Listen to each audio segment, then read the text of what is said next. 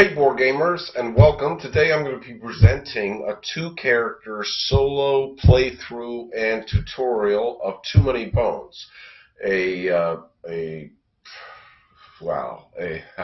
do you describe Too Many Bones? A dice building 1 to 4 player cooperative skill building adventure game. Role playing. Throw it all in there. I think that pretty much covers all of it. It is a game produced by Chip Theory Games by Josh and Adam Carlson. It is not a game that is going to be readily familiar to a lot of board gamers because you're not going to. It's privately published. You're not going to see it in a lot of friendly local game stores. One of the other barriers to entry is the fact that the game is more expensive than average. I would say to get the basic edition of the game, you're probably looking at shipping somewhere in the order of $150 to $160, depending upon your shipping circumstances. But the cost of the game is directly correlated to the fact that the components are incredibly high quality, probably the best components that I've ever seen in a board game before. In the case of Too Many Bones, for instance, the cards are made of plastic, the player mats are made of high quality neoprene, the dice, and there's so many dice in this game, it probably comes with well over 100 dice. All custom made, all created with a heating process so that the dice will never wear down. There are no stickers to peel off. Everything is just super quality. The chips in the game are weighted. This is just super top notch. So if you like playing with fine components, this is the way to go. We're talking totally waterproof, practically destruction proof, short of spilling red wine on your player mat. I don't think, and it might even come off if you washed it right away. But in any event, we're not here to do a virtual unboxing or to go through the components. We're here to talk about how you play this game. Today, as you can see, I'm not going to be using my components in the game.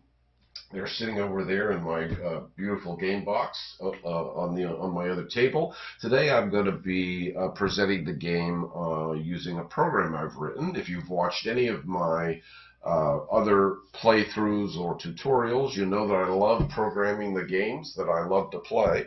It makes it easier for me to present the game in a tutorial or a playthrough, for example. It also makes it easier for me to play the game solo. The computer handles all the setup, and if I'm traveling, I can play the game without having to bring all my games along with me. Especially in a game where the rules are a little more complicated, my program also serves to remind me if I attempt to screw up.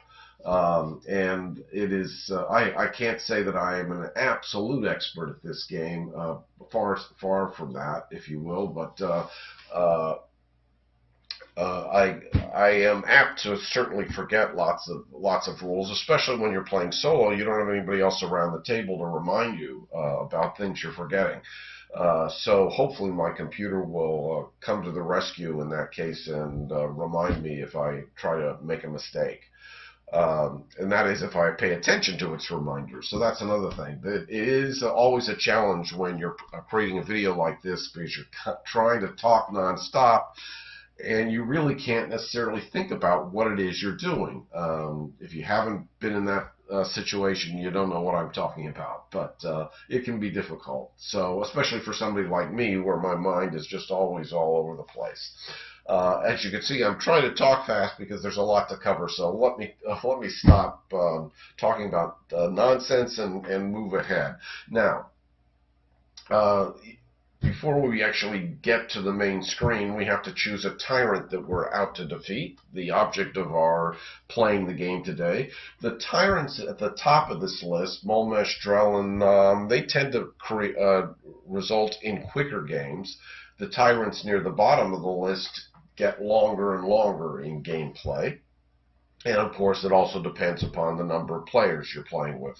Solo, 1 versus 4 players, the maximum.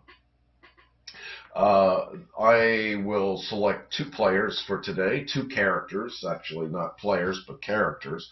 So it's still a solo game, but I am going to be trying to, and I wanted to play two characters so that you could kind of get a feel for how characters differ from one another.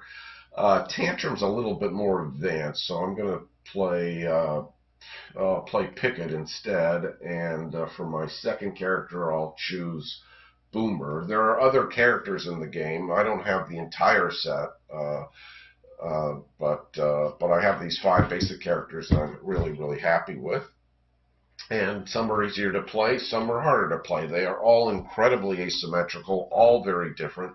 So part of the challenge of learning this game is learning how to play your character. However, I have created something that I put on Board Game Geek to alleviate that issue, but I will come back to that momentarily. We'll play with the greenhorn level today. That makes things simpler. It's just a way that I certainly like to play, and it's recommended that newcomers to the game play that way as well, so that you can get eased into the game a little bit better and not get blown away right from the get-go. And so we'll be playing greenhorn today. I think we're good to go. Molmesh is kind of. I'm going to choose Nam as my Tyrant. So Nam will be the Tyrant, and Picket will be one Gearloc, and the second Gearloc will be Boomer. Gearlocs are what the elf-like characters in this game are referred to. Okay, now we're good to go. So we'll talk about the player mat first, which is, we've got Picket's player mat here on the left-hand side, and this is Boomer's player mat. Every player, every character in the game has 4 basic stats up here in the left-hand corner. A health stat, and as you can see, Picket normally starts with 5 health, but because we're playing greenhorn level, Picket's going to be starting with 7 health instead. Furthermore, there's a dexterity stat. That indicates the total number of dice that the character can roll. The player who is playing that character can roll during his or her turn. So in the case of Picket, you can roll a maximum of 2 dice. Of those dice, some might be attack dice, some might be defense dice, some might be skill dice.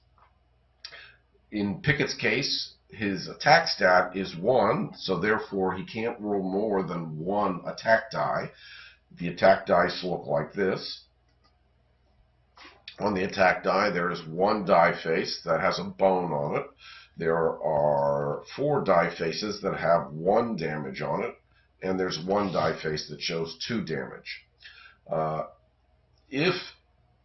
As you can see, that message that popped up, one of the other benefits of playing the greenhorn mode means that every player gets a free training point even before the game begins. So a training point is either a skill die, which we'll get to over here, or an improvement in one of their stats. So if Picket wanted to increase his health from 7 to 8, that could be his free training point. He could also increase his dexterity from a total of 2 dice to 3 dice by just putting a 1 here.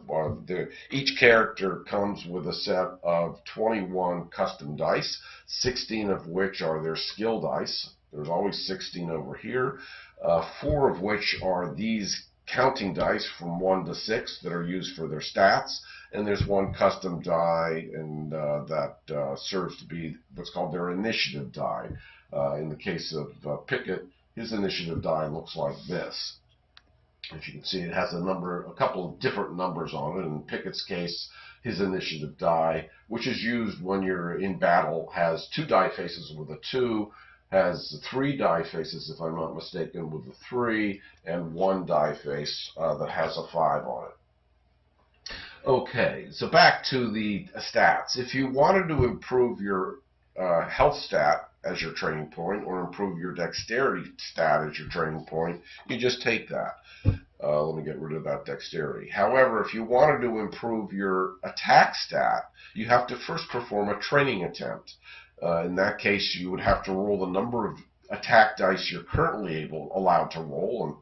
In this example, 1. You would roll that 1 die, and as long as you didn't get a bone, you would then succeed at getting your attack stat and be able to increase it by 1. You saw my program was making sure that I performed a training attempt first before I just gave myself that increase in my attack stat. Next time around, if I wanted to increase my attack stat again, at that point I'd have to roll 2 attack dice and not get any bones to go any further.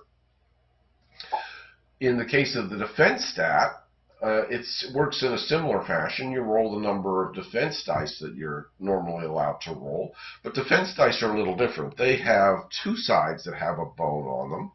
They have 3 sides that has 1 shield on them, and they have 1 side that has 2 shields showing on it. So when you're performing a training attempt in the case of defense, in the case of your defense, you roll the number of dice you're normally able to roll. In this case, 2.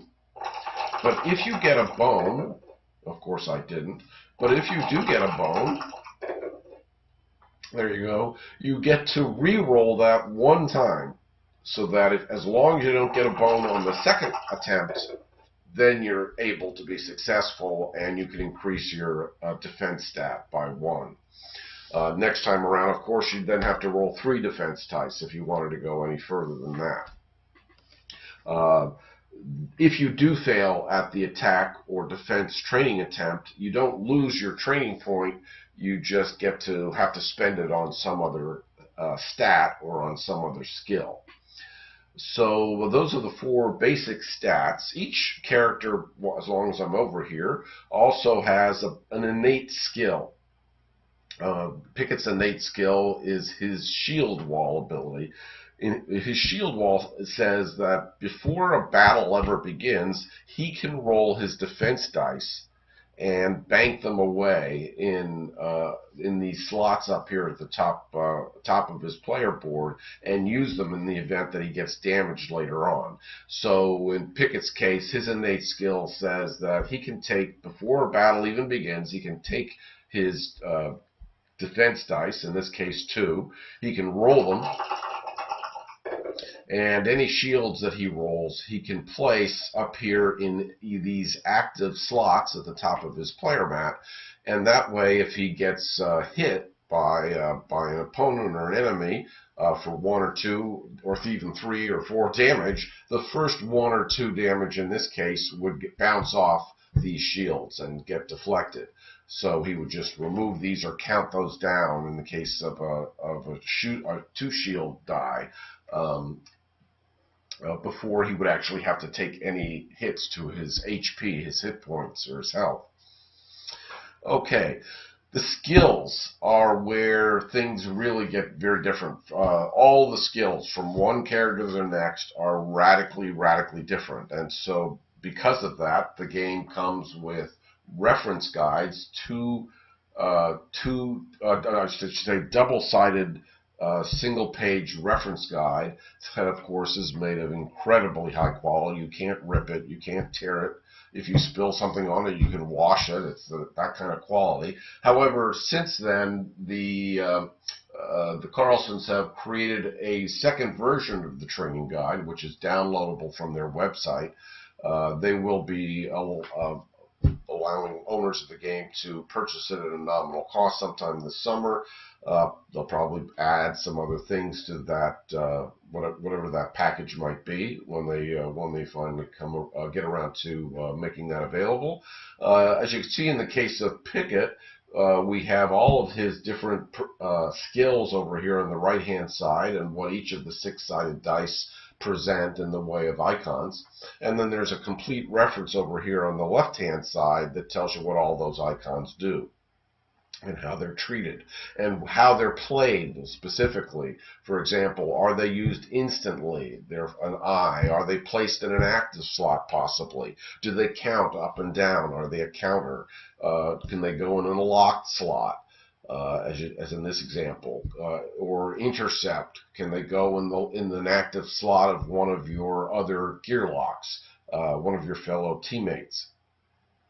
So, and then on the other side, it talks about the backup plan for the character, which I haven't talked about yet. Gives you kind of an introduction, a way to how to begin, where you should focus your energy, and talks about your innate skill and your improved skill, the innate +1. That's where I was earlier before I kind of started talking about the reference guide. This can still be overwhelming when playing with newcomers to the game. So in order to get over that hump, I have created an addendum to this reference guide, if you will, that is intended for people who have not seen this game before, and it kind of gives them a quick at-a-glance summary of what each of their skills do, because you can't always tell from the name, as you can see, what the skill actually allows you to do. And goes into more detail about how what all the different die faces mean. If you're interested in getting those, they're not intended for owners of the game or people who played before, but they're intended for people who are just sitting down for the first time and need to kind of get their feet wet, understand what all the character skills are that they're going to be playing in that particular game. So I was talking about Picket's innate skill, his shield wall ability, which allows him to roll his defense dice ahead of the battle.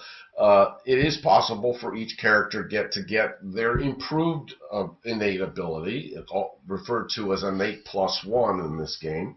And in that case, Picket's innate +1 skill is a Gearloc wall, which gives him all the benefits of the shield wall and some other benefits, like the ability to place those defense dice not only in active slots but also in lock slots, and some other benefits as well. And as long as I'm talking about that, I'll come back to active and lock slots. So let me talk about the skill dice first. They are organized by color and profession. So in the case of Picket has a captain profession in red, a hero profession in purple, a protector profession in gold, and a warden profession in aquamarine. And this is sort of arranged like a tech tree. So in the case of the captain profession, Picket would have to start with the stand ground skill. You can see there's a star here in the upper left-hand corner. He would have to achieve stand ground before he could evolve to the sword advance or the shield form skill. And only then could he advance to the lockdown skill. Now, if he wanted to, he could get the stand ground skill and then jump to a different profession. That you don't have to stay with one profession and complete it before you move on to a different profession. Only that you have to choose, if you're new to a profession, you have to choose one of the starred skills before you then move on to something that goes from there. Now, as you can see in Picket's case, in the warden profession, all 4 of the skills are starred, so he could bounce around here any which way. His hero profession, he has to start with confidence, then move to tenacity or bravado, and only then could he upgrade to renown. He could go from confidence to tenacity to renown. His protector skills, he has to start with red shirt, and only then could he get intercept. And every character usually has 1 or 2 or 3 sometimes consumables. These are not skills, these are yellow. I know this yellow looks a lot like this gold, but there is much more distinction on the actual player mat. The yellow consumables are skills that remain in his dice tray and can only come out onto his player mat in the case of a certain loot card that the player might draw that grants him an ability to bring on a consumable die, or perhaps some other skill die allows a consumable die to get placed on his player mat. Normally when you use one of your skill dice, once you've used it, it gets exhausted and can't be used again until the battle is over. Your exhausted dice go over here on the left-hand side of your player mat. But as you recall from that reference guide, some of the skill dice, when used, again, a lot of these skill dice, you roll them as part of your dexterity roll. And then if you actually want to use the die, because you can always decline to use any of the dice that you roll if you're not happy with the results. But some of the skills will get moved up into this active area up here. Picket has 3 active slots at the top of his player mat. Some other skills might get placed in a locked slot. Dice that are in a locked skill slot, a locked slot, remain there even after a battle is finished, and never leave the lock slot unless the player wants to actually take them out. You can always take them out of a lock slot and decide to put something else there because they are limited in number. Or if the character gets knocked out, that character loses all of his locked dice and they get returned to where they came on his player mat. That's one of the other benefits of playing Greenhorn mode. If you get knocked out, you don't lose the dice that are in your lock slots. They stay locked. That's the last benefit you get when you're playing in Greenhorn mode. If we switch over to Boomer for a second, Boomer is sort of the same way.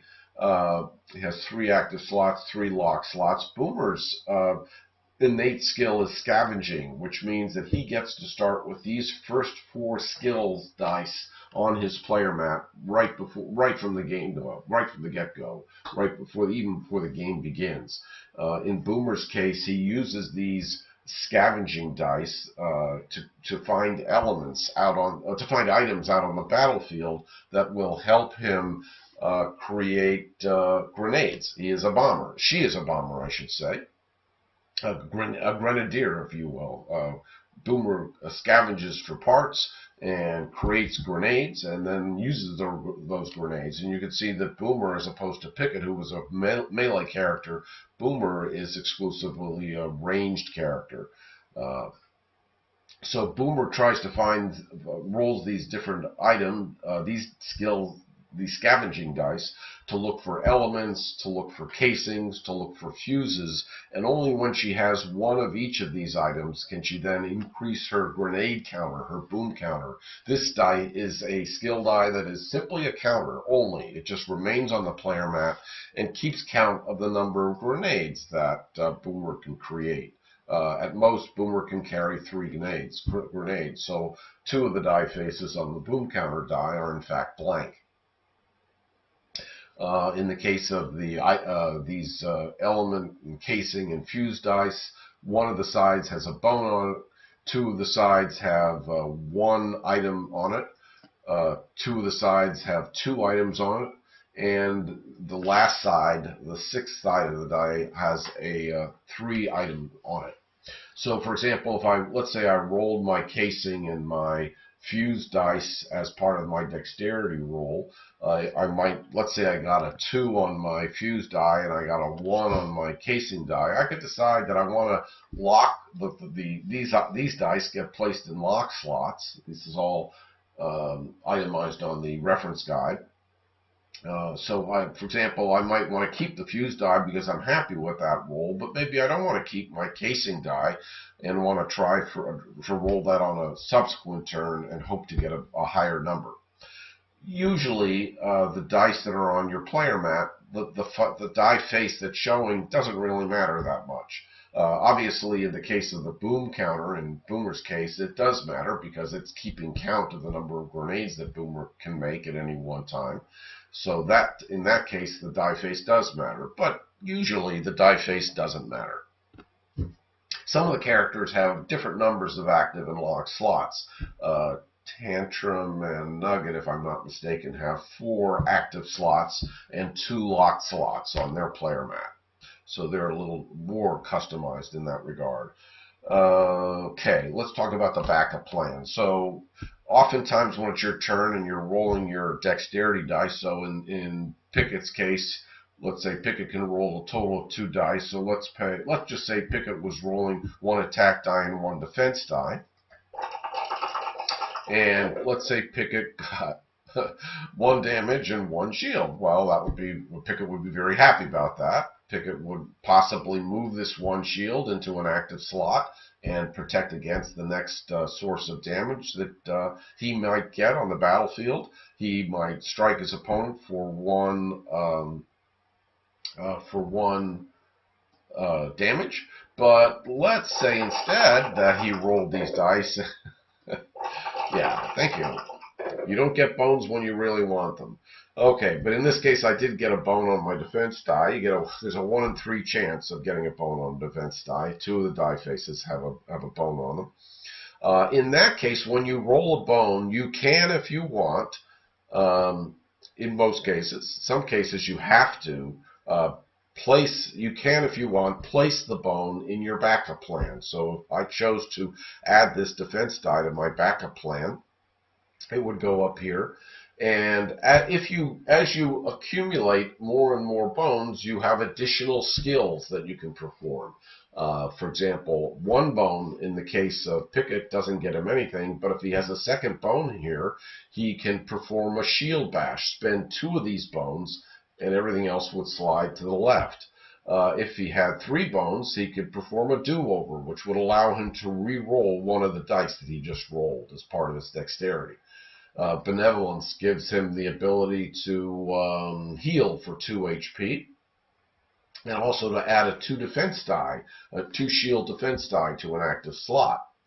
Finally, 5 bones allows him to, well, he could spend all 5 if he wants. For example, he doesn't have to. Remember, if he's just performing shield bash, he spends that die and all the dice to the left, and in that case, he would still have 3 bones left over. They would all slide over to the left, and he could use those on a subsequent turn to perform another backup plan.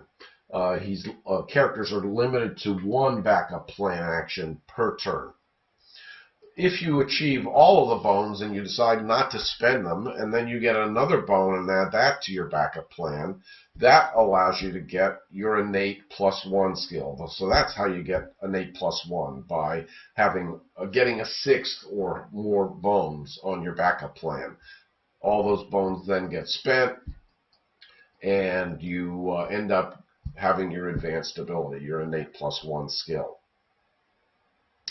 I think that pretty much covers the player mat. You can see that in the case of Boomer has all 5 different backup plans that she can resort to in the event that she rolls bones. So there are lots of bones in this game, but getting bones isn't necessarily a bad thing.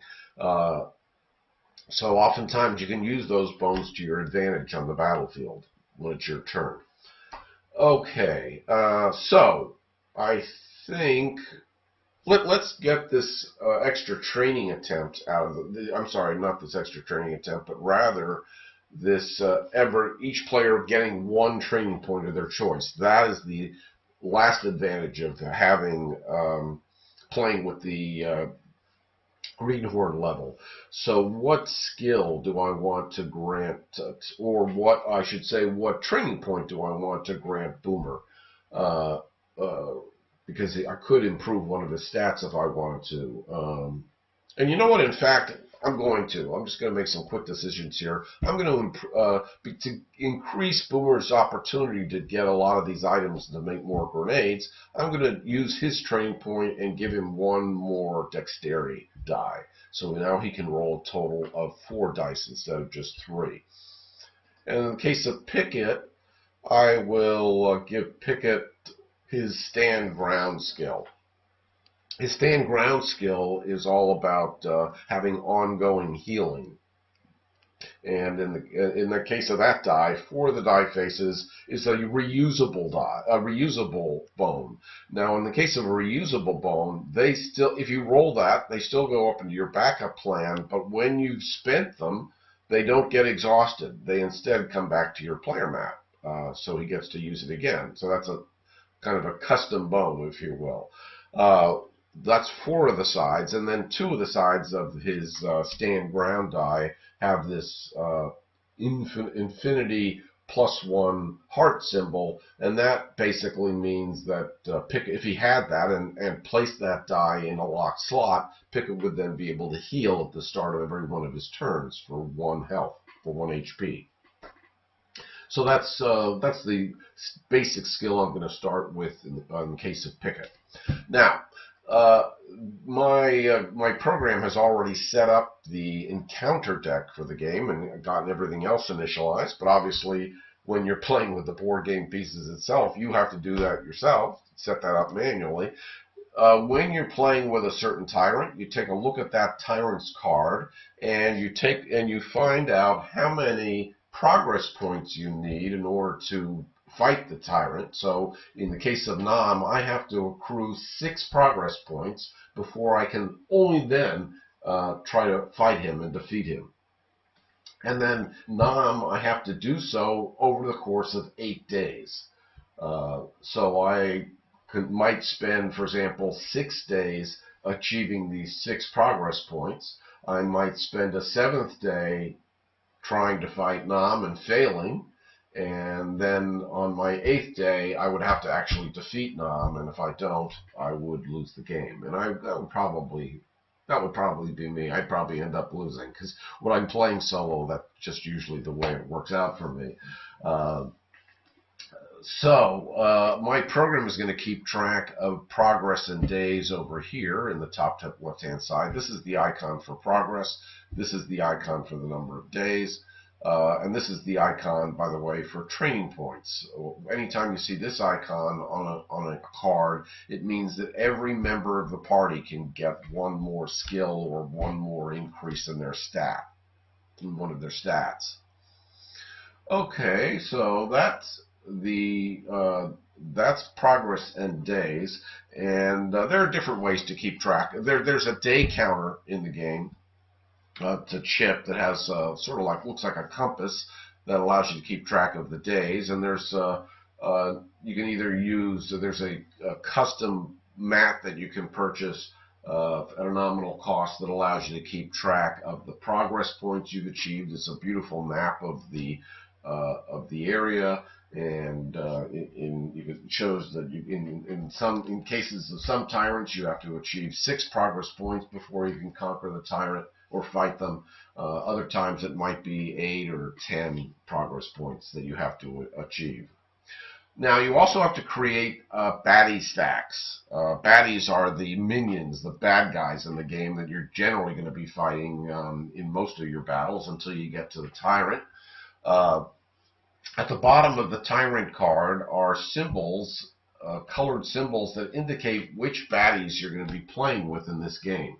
So in the case of Nam, I would have to pull out all of the red baddies, baddies that have a red symbol in their corner. I think those are trolls, and I think this symbol might be orcs, but I might be wrong here. I don't necessarily remember. I can't remember what the scale symbol is. It could be just the scales.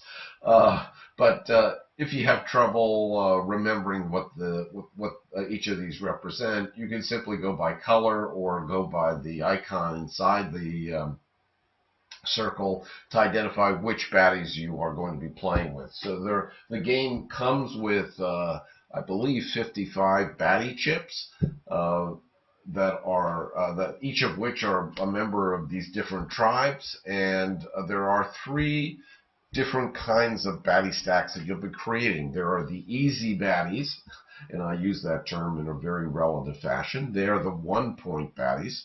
There are the medium baddies, which are 5-point baddies, and then there are the really hard baddies, which are 20-point baddies. Now, I actually think that the 5-point baddies are hard, the 1-point baddies are medium, and the 20-point baddies, well, I haven't encountered one yet, but it's only a matter of time. I probably have, but I don't like to remember what it was like encountering a 20-point baddie.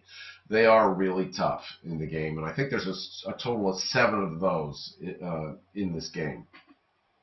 But so you're not necessarily playing with all 55 chips. You're only playing with the baddie chips that are a member of one of the tribes associated with the tyrant that you're playing.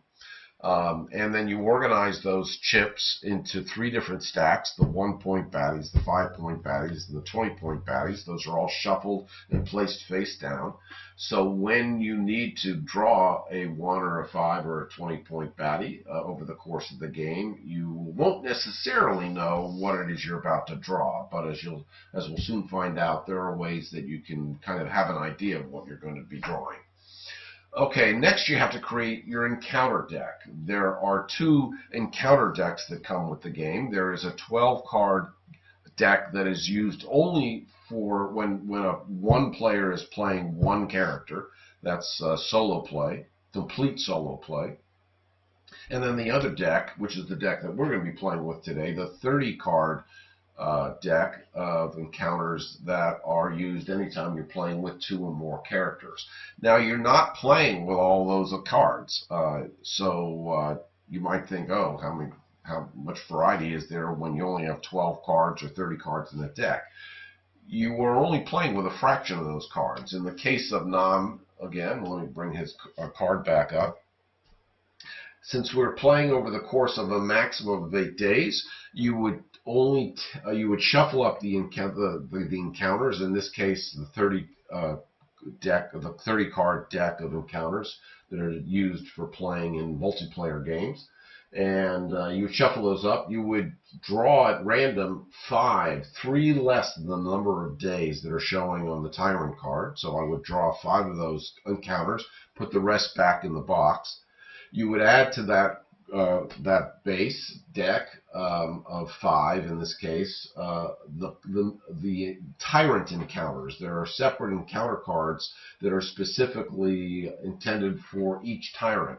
In the case of Nam and Mulnesh and Drellin, they each come with 1 Tyrant card that gets added to the deck, but some of the others have 2 or 3 Tyrant encounter cards that get added to the deck. As I said, in Nam's instance, there's only 1 Tyrant encounter, so that means I now have 8 minus 3 or 5 random encounters. I shuffle into that Nam's Tyrant encounter to make 6 encounters, and then on top of that, I add the first 3 special starting encounters. You always start the game with the same 3 starting encounters. I think they're going to probably remedy that at some point and provide an expansion that has more starting encounters as opposed to those first 3. But those first 3 special starting encounters are intended to ease you into the game so that you don't get wiped out right on the first or second or third turn. And anyway, that's how I ended up with a deck of 9 cards in the case of this sample game. Nam has 8 days. I subtract 3, gives me 5. I add Nam's Tyrant encounter card, makes 6, and then I add the 3 starting encounters on top of that to have a total of 9 cards that I draw from. In some circumstances, you might still run out of cards before you get to your last day, and in that case, you would just go back to the game box and draw another one at random from the appropriate deck. And then finally, we have 2 loot decks that we have to shuffle, a basic loot, a deck of loot cards, and a deck of Trove loot. Now, both of these are loot, referred to as loot, so if any time in the rules refer to loot, they're talking about, in general, basic loot or Trove loot. But Trove loot are a special kind of loot, and you would have to see a Trove loot symbol to be able to get one. When you get a Trove loot, it is locked. You don't get to see what the other side says. Instead, you have to first crack the locks by picking them in a lockpicking attempt. And only when you pick all 3 of the locks on the front of the Trove loot card can you then flip it over to see what you actually got. And there are plenty of loot cards and plenty of Trove loot cards in this game, so it's unlikely that you're going to memorize all of the different combinations of locks that you might have to crack when you are playing with a Trove loot card. I'm sure that over the course of this game, we'll probably be getting at least 1 Trove loot, I hope. So we'll see what happens, and at some point during the game, I will show you how lockpicking works. Okay, I think that pretty much covers it. I will talk more about how battles work, how melee and ranged baddies work when we actually get to a battle, but why don't we just get underway here and begin. So, to do that, I'm going to draw the first encounter. I know what it is, because remember those first 3 encounters are always the same. So the first encounter is leaving Obendar. And I am not going to spend the time to read these special encounters. You might want to be surprised, or if and when you purchase the game for yourself.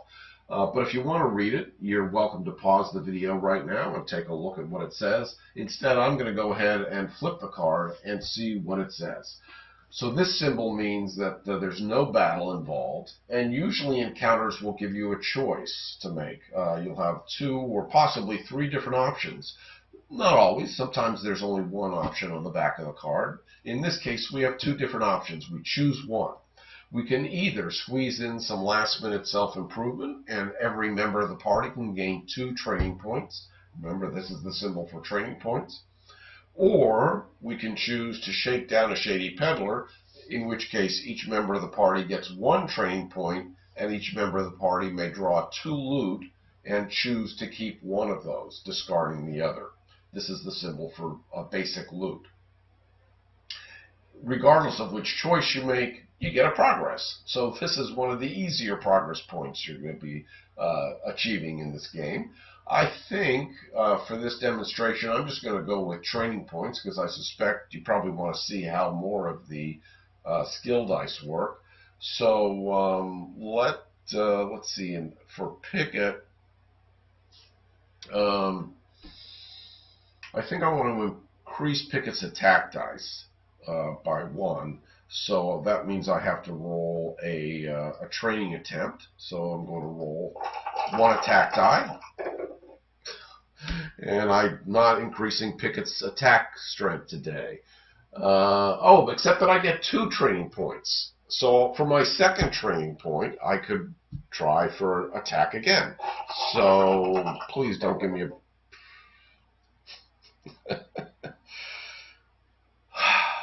Okay, well, how else might I want to improve Picket? Maybe I want to give Picket 1 more dexterity because his dexterity is pretty low. And I'll give him another skill here. Let's see, red shirt is redirecting damage. Sword advance, I think, is I'm going to give him sword advance. That's his second skill. So sword advance has 3 die faces that have a reusable bone on them. Has 2 die faces that show infinite +1 damage, so that no matter how many damage that Picket gets in any one fight, in any one turn, he always adds 1. And 1 die face has movement, constant movement. That would allow Picket to move on the battlefield 2 spaces without having to spend any of those as dexterity. Normally, when you're moving on the board, you have to spend a dexterity in order to move 1 space. And then only then can you after you move, then you can fight a baddie if you wanted to. So that's the 2 training points I'm going to give Picket for now. We'll come back and hopefully get him another attack die at some point later on. I will give Boomer 1 more attack die if I can get past a training attempt here. Okay, so Boomer has +1 attack and has 2 attack now.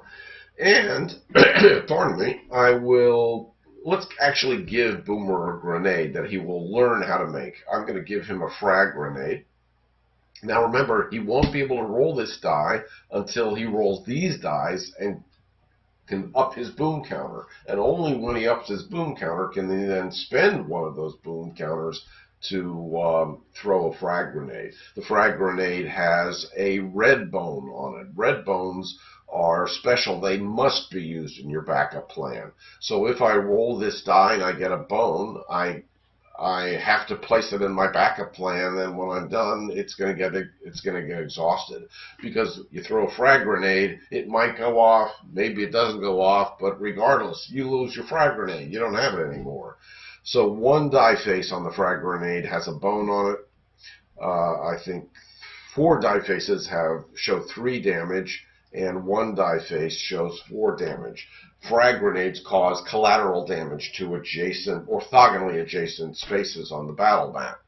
And as you will see, when you throw a frag grenade, if you're successful, you get the full amount of damage at the position on the battle map where you threw the frag grenade, and then each adjacent orthogonal space gets half that damage rounded down. So in the case of 4 damage, you'd also apply 2 damage to all of the 4 adjacent spaces on the battle map, regardless of whether there was a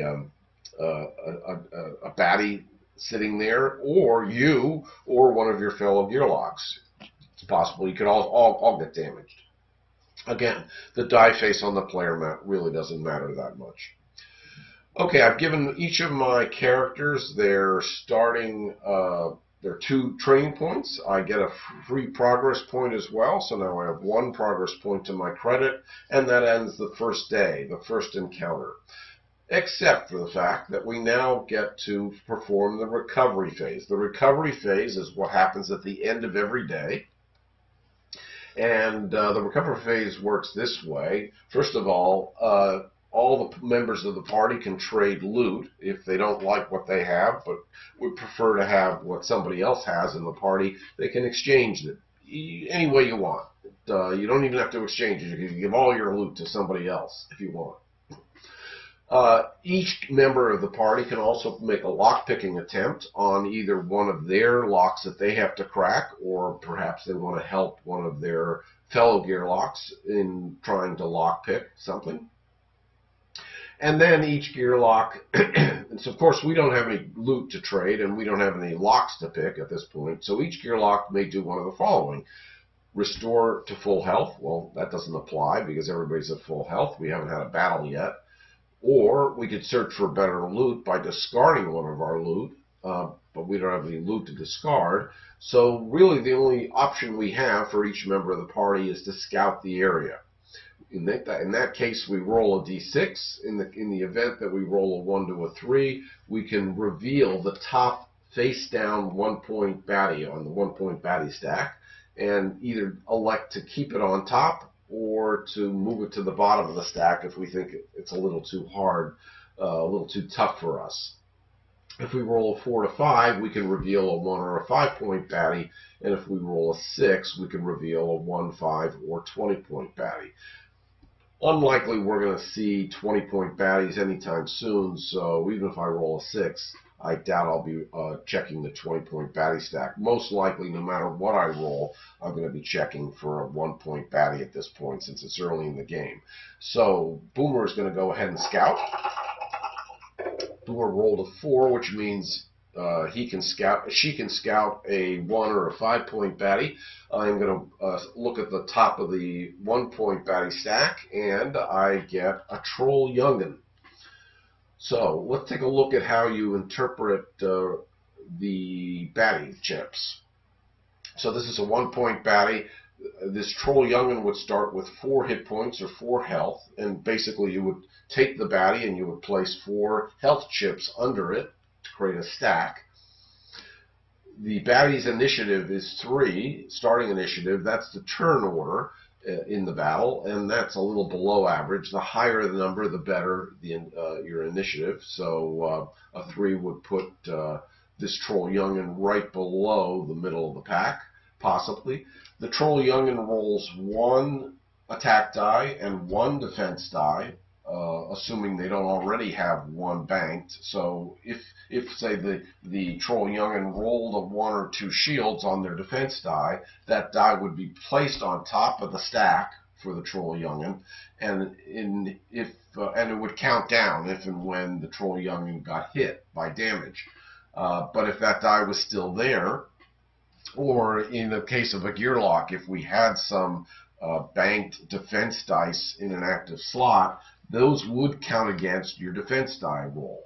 So in a subsequent turn, if the Troll Young'un still had a defense die sitting on top of the stack, he wouldn't be able to then roll another defense die. He could only then roll only 1 attack dice. He has a careless skill, which is a bone skill. That means that if on his roll he rolls a bone, the careless skill would then trigger. And the careless skill means that he's a Troll Young'un, and he's not very good at what he does, and he hurts himself.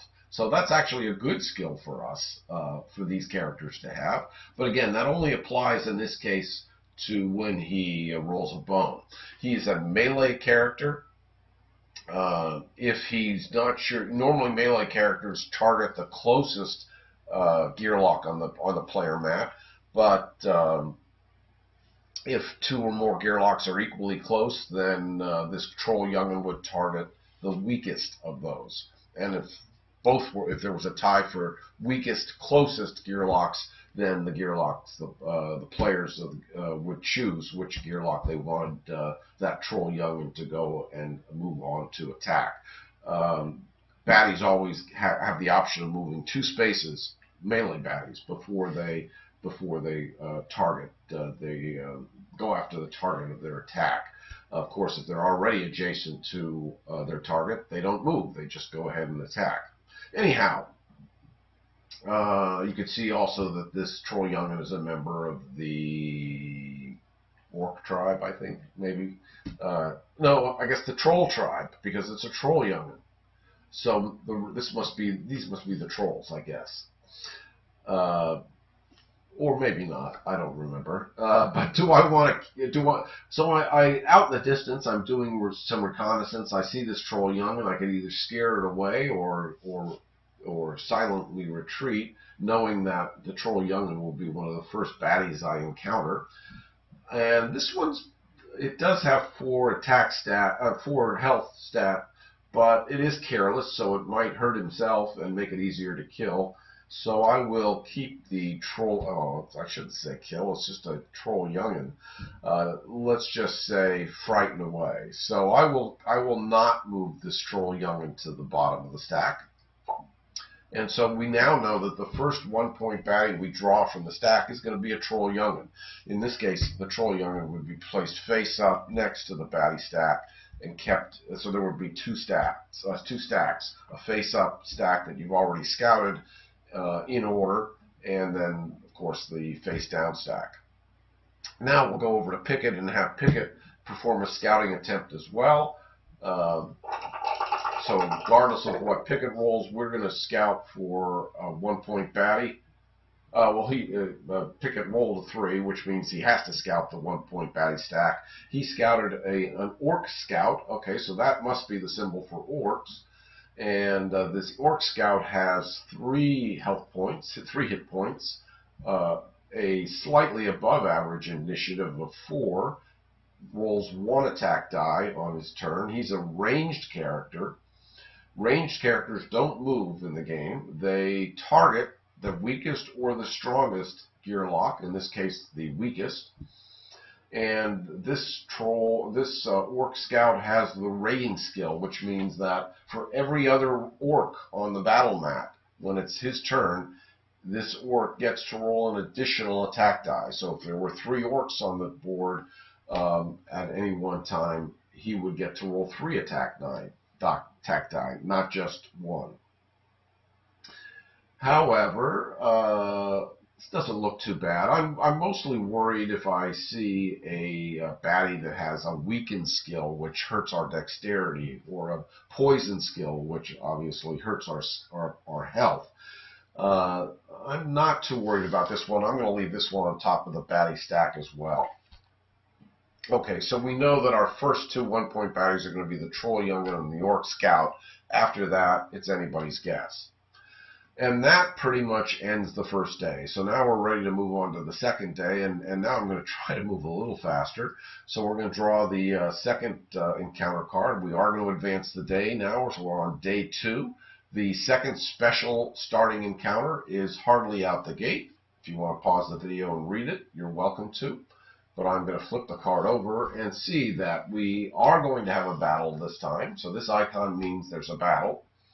We can either hail the guards for help, and at the start of every round, arrows from the wall deal 1 true damage to each baddie. True damage is damage you take regardless of, even if you have shields or any other kind of ability that limits or prevents damage. True damage cannot be prevented. This is recommended for first-time adventurers. And the second choice, and that choice does not give you an extra bonus. It's just, that's one way to go.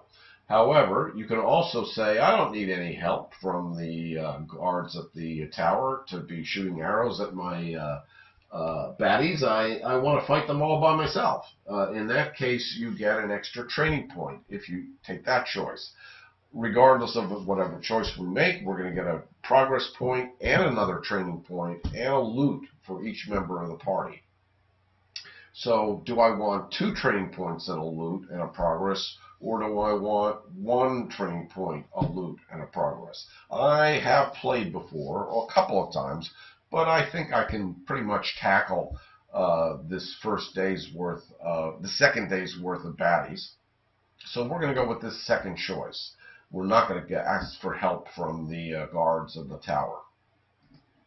Okay, so how do you know what to draw in the case of baddies? Well, normally, unless it's specified in some other fashion on the encounter card, you calculate the baddie points.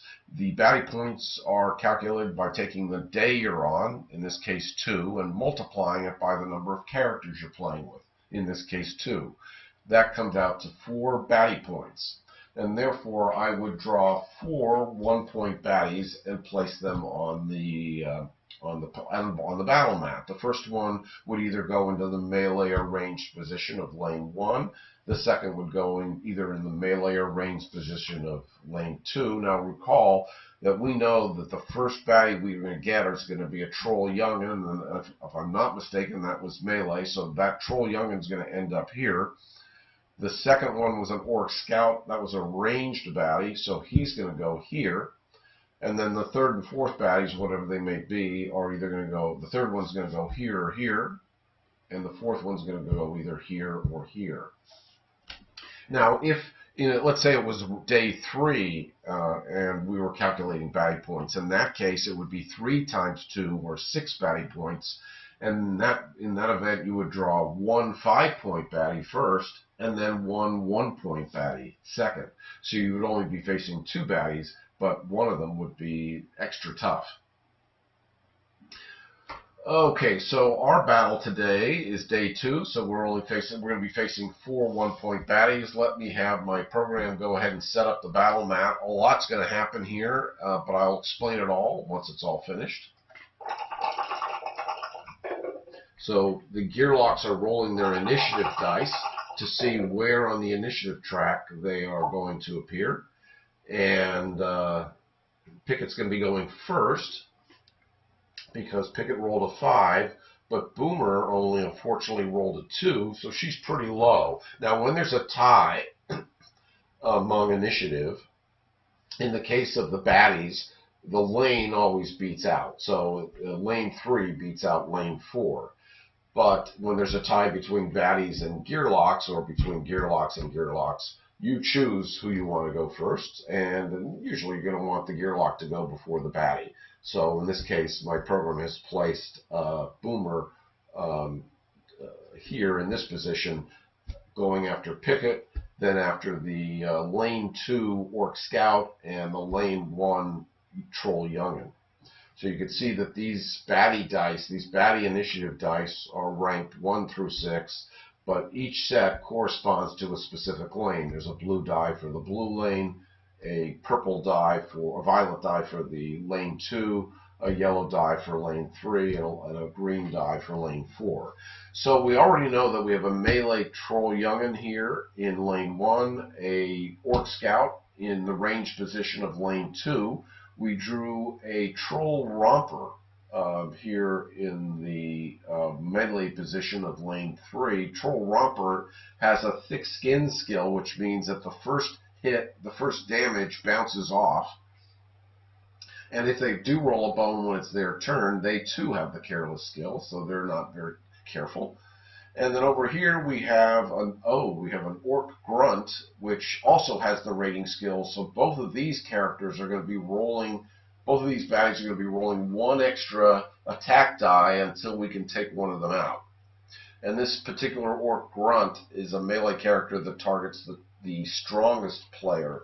Well, he's going to target the closest Gearloc on the battle map, but if there's a tie, it will break the tie by going after the strongest of those 2 Gearlocs, meaning the one who has the most health. Okay, so now we have to decide where we want to place the Gearlocs on our battle map. By the way, the baddies, remember, all have an initiative. So the initiative for this Troll Romper is 2, the initiative for the Troll Youngin was 3, the Orc Scout is 4, and the Orc Grunt is 2. So their dice all got placed on the initiative meter. That's what this is called over here, according to their standard initiative. The Gearlocs each rolled their initiative die. Now remember, that's not necessarily a die that ranges from 1 to 2. In the case of Picket, I think his initiative die is either a 2 or more likely a 3, or in some cases a 5. And Boomer can get anywhere from a 2 to a 6. So this is how we happen to roll in our case. It is now Picket's turn to decide where on the battle map he wants to begin. Each of the players of the party kind of decide together where they want to start on the player map, on the battle map. The battles are very much positional play, so you have to think about who you're going to get attacked by first, who you want to attack first. Do you want to have to move to attack and spend some dexterity? I think, since these guys are careless, I'm going to go after this Orc Grunt to begin with. If I can take him out early on, which is kind of unlikely, but if I can, then it's going to limit the effect of this Orc Scout. So I'm going to put Picket here. And Boomer is a ranged character, so she goes on the back row, and I will have her go behind Picket down here. And now we're ready to begin, except for the fact that, remember, Picket's innate ability says, that was what that message was. That message said, if my program's working, that Picket may roll all of his yellow defense dice, in this case 2, and he may bank any shields he gets in active slots.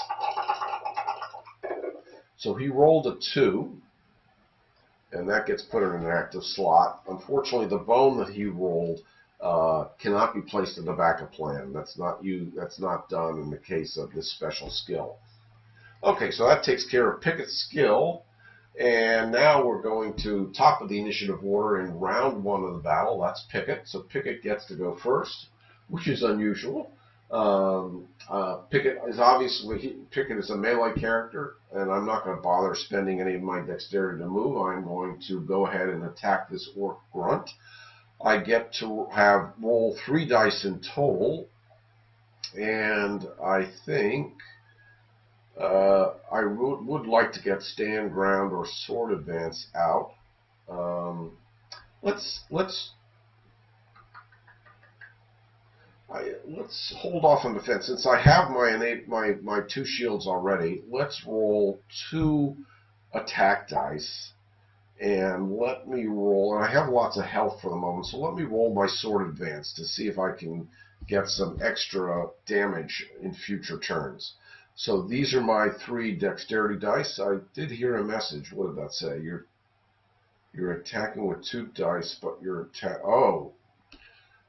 yeah. Thank you. As long as I pay attention to my program, it's going to remind me that I'm making a mistake. I only have 1 attack die. I was not able to increase my attack stat to 2. So for my 3rd die, I will go ahead and roll stand ground. Okay, so I'm rolling 2 skill dice and 1 attack die. Let's see what I get. I got 1 hit, so the Orc Grunt takes 1 damage. Down to 3 now. I did get my constant damage roll of +1. I will go ahead and keep that and lock that in a slot. And unfortunately, I got a reusable bone, and I will go ahead and put that in my backup plan, because I know I'm going to be able to get it back once I spend it. Okay, so that ends my turn. We're now moving into purple player, the purple baddie, the Orc Scout, who is a ranged character and will attack Boomer.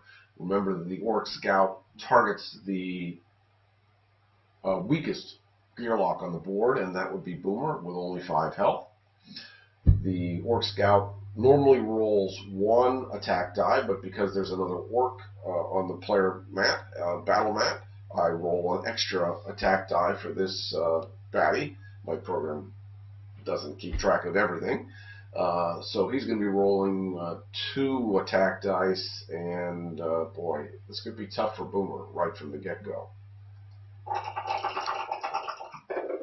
Oh, we got lucky. We only took 1 hit, and a bone got rolled, but this particular baddie does not have a bone, sort of like a backup plan skill, so that bone doesn't mean anything. And now we go to the blue lane. The Troll Youngin's going to move 2 spaces toward the closest Gearloc. That would be Picket. So spaces are all orthogonal spaces in this game, unless specified otherwise. Some baddies can move diagonally, but everybody else moves orthogonally, up, down, right, or left. But the 2 spaces were enough to get this Troll Youngin to be adjacent to Picket. The Troll Youngin is going to roll 1 attack die and 1 defense die. And if it rolls a bone, it's going to hurt himself because of this careless skill.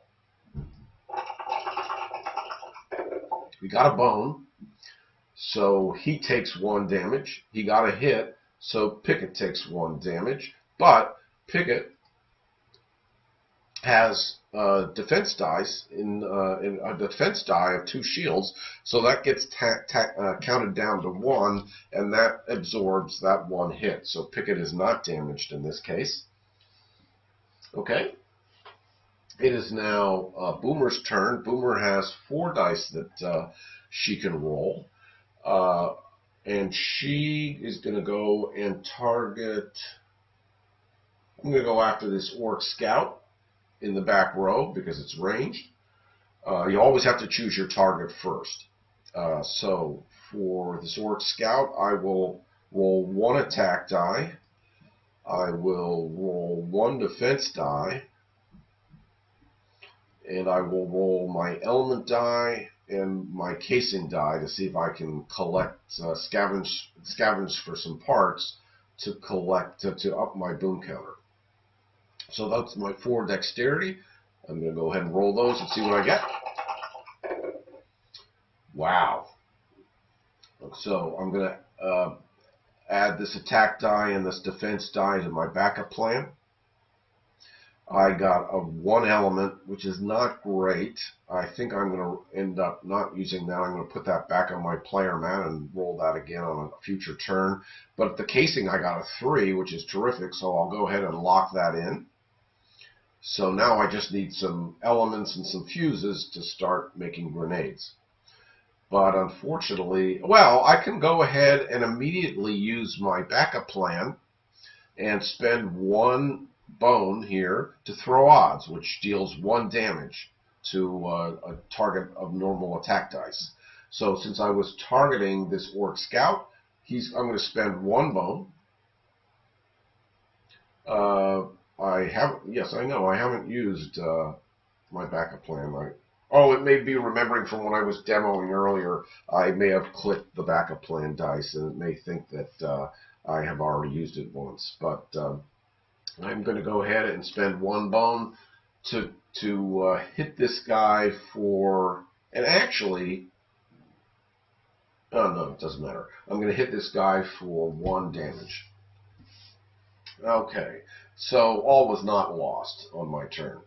Let's go down to the yellow lane. The yellow lane is a melee character. He's going to move 2 spaces toward the closest Gearloc. Now the closest Gearloc would be Picket, but the baddie sees that Picket is already surrounded and he can't get to him.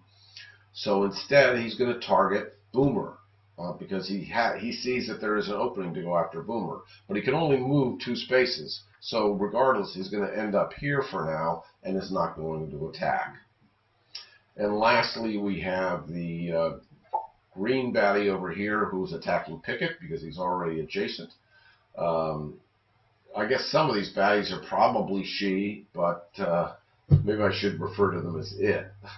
That might be more appropriate. This Orc Grunt normally rolls 1 attack die and 1 defense, but because of this rating skill, rolls 1 extra attack die, and let's see how it does. He got 2 hits, a bone, which doesn't do anything, so, Picket still has a defense die here, so Picket only takes 1 damage.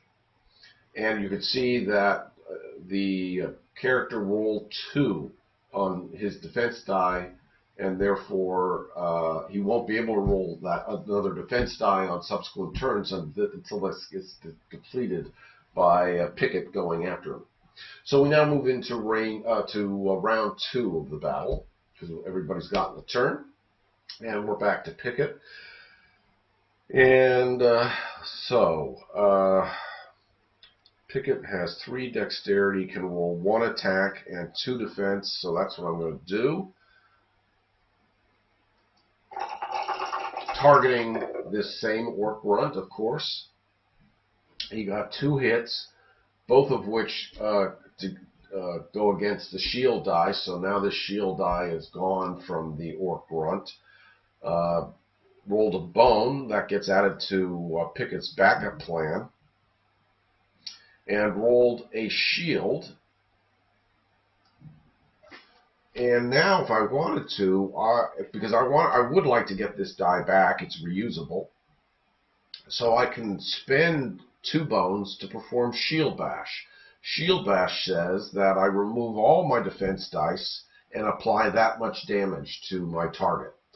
I don't have a lot of defense dice, unfortunately, built up. I only have 1, in fact, but this would allow me to spend that 1, hit this guy for 1 damage, and also get back my this die so I can roll it again on a subsequent turn. So I'm going to go ahead and do Shield Bash.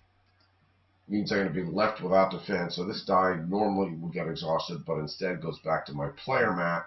This defense die goes away, and I hit this target for 1 damage. So now it's down to 2 health points. Unfortunately, I didn't get any. I didn't keep that defense die, so I'm a little unprotected going forward. So that might be. Oh, wait a second! I have my constant sword here, so that gives me 1 extra damage. So now this guy is down to 1 hit point. Okay, I got to remember to keep looking at my active and locked slots to see what I have available to me. Okay, that's good. It's now the Orc Scout's turn, attacking Boomer with 2 attack dice, again because of the rating ability. Again, I'm a little worried because Boomer does not have any defense. He rolled a bone in her last turn, so this is going to be tough for me to keep switching, remembering who's a him and who's a her. Anyhow, this, ouch. Okay, 3 damage against Boomer. Not good. I mean, last long here. Okay, that's not so good. Next, this Troll Youngin is attacking Picket. Rolls 1 attack die and 1 defense dice. Wow, got 2 defense and 1 hit against Picket. Picket does not have any defense, so he's down to 5 health. Next, we have Boomer's turn. Boomer is going to go after... Boy, Boomer really needs health. I wonder if Boomer should go after...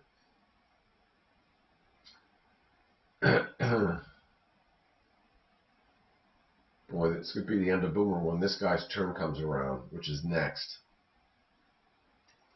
I guess Boomer has to roll defense here. Let's roll 2 defense die. 1. I'm going to be targeting this Orc Scout again. But I'm going to roll 2 defense, 1 attack. He doesn't have any shields. And I'll roll one of my element dice. I'll roll my element die again. See if I can get some more elements. And hopefully I'll get some defense. Ooh, boy, oh boy. I got 1 defense. Not great. 3 bones. And this is not a reusable bone, so I've now lost my element die for this battle. But I don't have to bank it in. I am not forced. It's not red, so I don't have to use it as a bone. So do I want to? What is this bluff bomb? Move unit in targeted position to an adjacent position of Boomer's choice. Ooh. I like that, actually. To an adjacent position of Boomer's choice. Since this guy's going to be attacking me anyway, I'm going to save this bone so I can roll it again on a future turn. I will roll these 2 bones to my backup plan. I could spend 1 bone to get 1 damage, so I didn't get any damage that time. I could use this bone to throw odds again and get 1 damage against this guy. But instead, I think I'm going to use my bluff bomb skill to move a unit, my targeted unit, to an adjacent position of Boomer's choice. That will allow me. Okay, so I'm spending. Why is it still? Is this a bug again? Okay, this must be a bug. This used to work, but obviously I've since done something in my program and caused it not to work. Let me just make a note of that. Redo backup plan message. Okay, so I spent all 3 of my bones to move this guy from his position down here, and that is going to keep this guy away from me. So at least I won't have 2 people targeting me. I'll only have one baddie targeting me. That's going to help. Okay, so now we go down here. The troll romper can't get to anybody, so he doesn't move at all and doesn't attack. The green guy up here is attacking Picket with 2 attack dice and 1 defense die.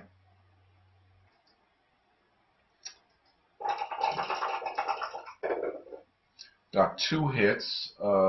Picket does not have any defense, so he takes both damage. He got a bone, but does not have a bone skill, a backup plan skill, so that doesn't apply, and that ends round 2. Usually I have one of these baddies defeated already by the end of round 2. This is not good. Okay, Picket's going to go after this Orc Grunt again. Going to roll, let's see, 1 attack. Let's get this stand ground back. Okay, so now 1 attack die, 1 defense die, and my stand ground skill dice. Let's roll those.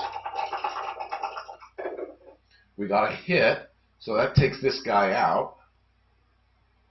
We got 2 shields. We can bank that. We got a red reusable bone, so we add that to our backup plan. That was a pretty good turn. It would have been even better if this wasn't a bone, but so be it. Not bad. And let's move on. So it is now this guy's turn. He now only rolls 1 attack die because his fellow orc is gone from the battle map. And but that might be enough to take out. So no, Boomer has 1 defense, so he is okay unless this guy rolls a 2. He rolled a bone. Great. So Boomer's hanging in there. This guy's attacking Picket, the troll youngin. Has 2 defense. With a careless skill, rolls 1 attack, but not a defense die because his defense die is now tied up on top of his chip.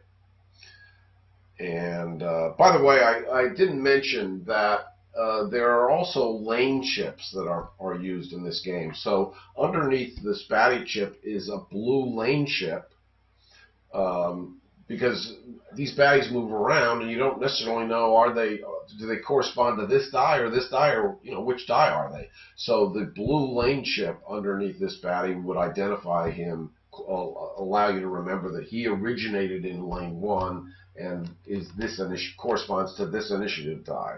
So I just want to mention that. Anyhow, he's rolling 1 attack die against Picket. 2 hits against Picket. Picket has shields, however, so both of those shields go away, and it saves him some health. And now now we're back to Boomer. Now, if I take this guy out, this guy can then slide into his place. So I want to target this guy instead. He has thick skin, which means the first unit of damage doesn't even apply, and his careless skill is never going to come into play because he's not going to be rolling it. Oh, now he has an opening. He can go up here and target Picket. This guy only has 2 health. Let's go after this guy. So I have 4 dexterity. I'm going to roll. What do I want to roll? I'm going to be a little conservative here. I'm going to roll. I'm going to roll 2 defense dice, 1 attack die, and I will bring back my element die and try again. You know what? I haven't been having luck with that die. Let's bring my fuse die in and see if I get a better roll with my fuse. Okay, that's my roll now, and I am targeting the Orc Scout again, adjacent to me. If I do take him out, I would rather have this guy go toward Picket. Maybe I shouldn't. I'm going to target this guy instead. I'm going to target the Troll Romper. No, maybe.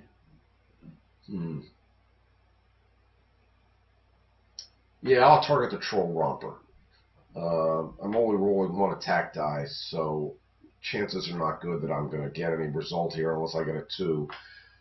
But I really need a defense, so let's go with this roll. I got 2. Goes up into an active slot. I got a bone. I got a hit, and I can spend this bone throw odds to get 2 damage. The first damage bounces off. The second one hits him. And I got a 3 on my fuse die. That's great. So that goes into my lock slot. And that takes care of that. And now we go down to this guy who now will not target Boomer. Even though he's closest, he now has to move toward Picket. But he can only move 2 spaces, so he ends up here and cannot attack in this turn because he's not orthogonally adjacent to Picket. So that ends round 3, and we move into round 4. Picket's turn again, targeting this Troll Youngin, having a tough time with it. We'll roll 2 attack die and 1 defense dice. See if we can finally knock this guy out. Oh, he has 2 shields. Not likely. Pretty much impossible. We got 2 hits. Goes against the 2 shields. We got 1 shield in defense. And that's that. Is Purple's guy's turn, attacking Boomer. Boomer has defense, so he's well protected here. Got a hit, takes away this die. Boomer's down to 2 shields. It is the Troll Youngin's turn against Picket, rolling 1 attack and 1 defense because his defense die is now used up, so he gets to roll again. He got 1 defense, but no hits. And he got a bone, careless, so he hits himself. And that takes out the shield. So his damage is still at 3. His hit points is still at 3. We can't get that any lower. Boomer's turn.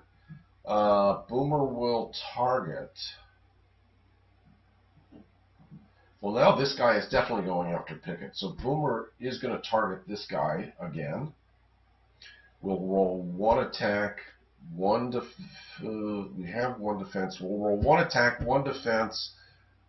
We'll roll elements. We'll roll an extra attack and see if we can finally just take him out. Okay, 2 attack dice, 1 defense die, and my elements die.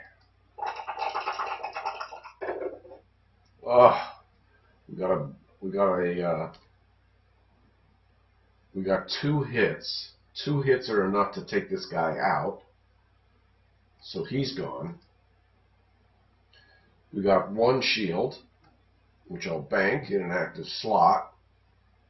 We got a bone, which I don't really need right now, so I'm going to put that back on my player mat. Oh, we got an extra attack, which we didn't need. So that turned out to be a nice turn for Boomer. And this guy is not going to move. This guy is going to target Picket at this point, so Boomer at 1 health is going to stay alive for the moment. This guy moves over here toward Picket and attacks with 1 attack die. Remember, if it rolls a bone, it's careless, it will hurt himself. It did roll a bone, and he hurts himself. Down, so that was great. Round 5. Now, when you get to round 6 and above, we enter fatigue rounds, at which point every character, every unit that remains for every round from round 6 on takes 1 hit at the beginning of each of those rounds. So that'll happen when we get to round 6. For now, Picket, he rolls 1 attack. He rolls 1 attack and 1 defense. Picket is going to go after this guy again with 1 attack. Why does Picket have 2 attack dice here? Oh, that was left over from Boomer. Boomer. So Picket's going to roll 1 attack die and 2 defense dice. We have 1 in active slot, so we can only roll 1 of defense die. That 1 in the active slot counts against my defense stat. Unfortunately, this bone is tied up. This die is tied up, so that's all I can roll.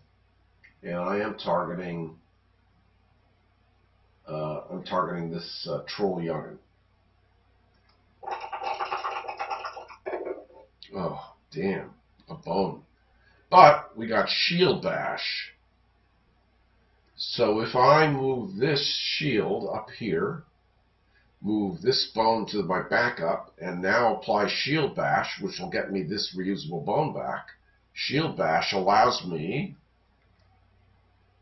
to turn these shields into attack. So I spend both of those, get 2 attack. Oh, I thought I could take this guy out. I'm only going to get 2 attack out of it. So we get 2 hits. I hope I didn't mess that up. Yeah, I think I'm okay.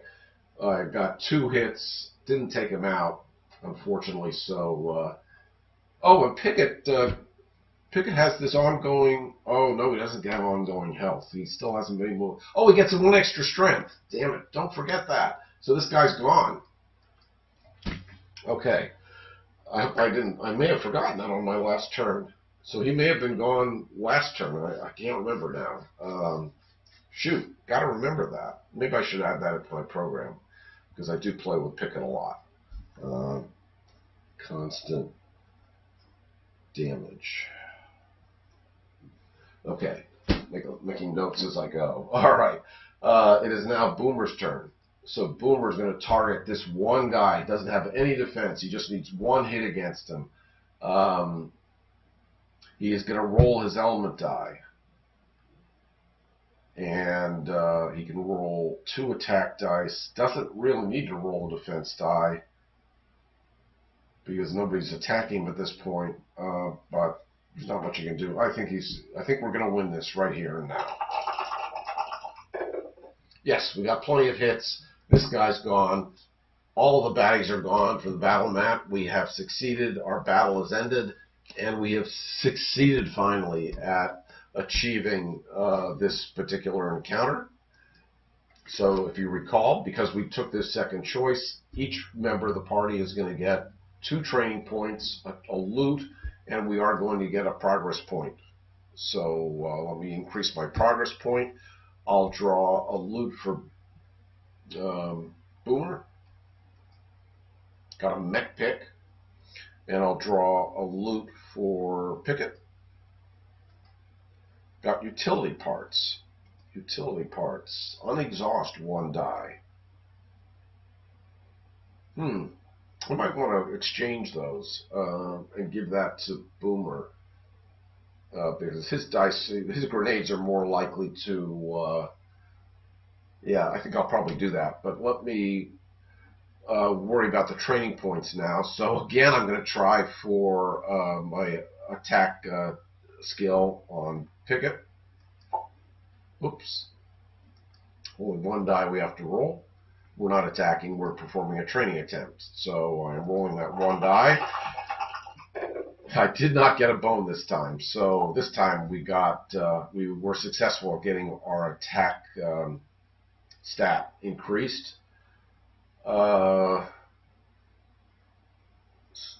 Shield form, I think, is going to be next. Shield, what is yeah, I'm going to go with shield form, so that's going to be my second training point. Shield form has 3 die faces with a bone, but they're reusable bones, but otherwise has constant shield of 1 and 1 side that has movement, constant movement of 2, which I don't think is terribly useful to me, but we'll find out what happens if and when I roll it. Okay, 2 training points for Boomer. I'm going to go ahead and give Boomer another health, so bump him up to 3 on his health stat. That automatically gives him 1 increase in health. And for his second training point, I'm going to go with Bigger Boom, which could potentially make these grenades bigger and add more damage. These Bigger Boom dice have 2 die faces with a bone, has 3 die faces with a +1, and 1 die face that has a +2 on it. So we could turn this frag grenade with 3, for example, into 5, or the 4-sided frag grenade into 6. But unfortunately, I still haven't been able to get enough. I don't have any elements. I might consider Body Search instead of Bigger Boom. Body Search has wild card elements that can stand in for any element. That would allow me to get a grenade. I'll hold off. I'm going to go with Bigger Boom for now. So I increased my health. I got Bigger Boom. And now it is the recovery phase. We got our progress. So I think for the recovery phase, I am going to switch loot. So I'm going to give him the utility parts, I think it was, the utility belt. No, it wasn't the utility belt. That's a Trove loot. Utility parts, it was that. Okay, so I'm going to give him the utility parts, and I'm going to give Picket the mech pick. I think that's more useful. Oh, I just picked the wrong one. Okay, so Picket has the mech pick. You can see those are all the what all the other loots look like. There's a whole slew of them, both a combination of loot and Trove loot in here. And then the Trove loot cards look like this. Hopefully we'll get to see one sooner rather than later. Okay, then we have, we can exchange loot. We don't have a lockpicking attempt. I think we pretty much want to restore both characters to full health. So that's how I'm going to spend my recovery phase. So Picket's back to 7, and Boomer should now be at 6. Yes. And now we're moving into our third encounter of the day.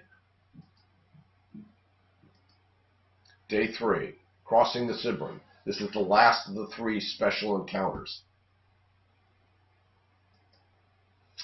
tuck your ears and walk like a commoner. So there's no battle involved here. We can either, well, there might be, no, there's no battle. Either each member of the party rolls a d6, and on a 1 or a 2, the Tyrant encounter card, there's only one in this case, rises to the top of the deck, and we shuffle the remaining cards and keep them underneath. Or we can hire the Molnor and take a Trove loot from them. But the Molnor add the Molnor traders to the encounter deck, and that's a pain in the neck of a card. I'm not sure I want a Trove loot that badly right now, so I'm going to go this route and roll a 1 or a 2, a 6-sided die for each member of the party, and if we roll a 1 or a 2, it's bad. But either way, we get 2 progress from this card and 1 training point. So we'll roll a 6-sided die. We only need a 1 or a 2 on either result. So if I get a 1 or a 2, I'm just not going to go on to my second roll.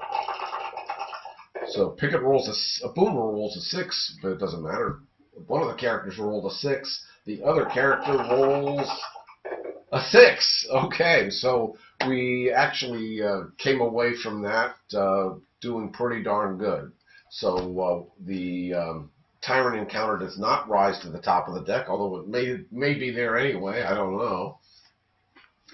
But we now get 2 progress points for the price of 1 day, and we get a training point for each character. So now I'm going to give Boomer Body Search. So Body Search has 2 die faces with a bone, has 1 die face that heals him for 3, that he can bank away in an active slot if necessary. 1 die face that allows him to get a loot, and 1 die face that has a single wild card utility part on it, and another die face that has 2 wild card parts on it. So either this die or this die at this point would be useful to me toward increasing my boom counter. Okay, and then Picket gets a training point. And do I want to roll increase Picket's dexterity, or I think I'm going to increase Picket's dexterity. Oops, went the wrong way. Okay, so his dexterity, I don't remember, there's no training attempt that needs to be rolled for dexterity or health. So that's how we're looking, and we've exchanged our loot. Actually, that was last turn. So we got our 2 progress points, we got our training point, and now it's the end of the day, so we can perform recovery phase. Everybody's at full health, so it looks like we're going to be scouting. Now, next day, day 4, the Baddie points will be 2 times 4, or 8, in which case we'll roll 1 5-point Baddie and 3 1-point Baddies. So in this case, if I get the chance, I might scout for a 5-point Baddie. I rolled a 5, so I will scout for a 5-point Baddie. Although, yeah, let's see what we get. So we got a Cobalt Elite. Cobalt Elite targets 2 characters. It is melee, but targets 2. But that might not matter if I can, again, keep Boomer behind. His initiative is 3, so it's more likely it's going to put him in this lane. No. His initiative is 3. I don't know what lane he's going to end up in, but chances are he's going to be lower on the initiative list.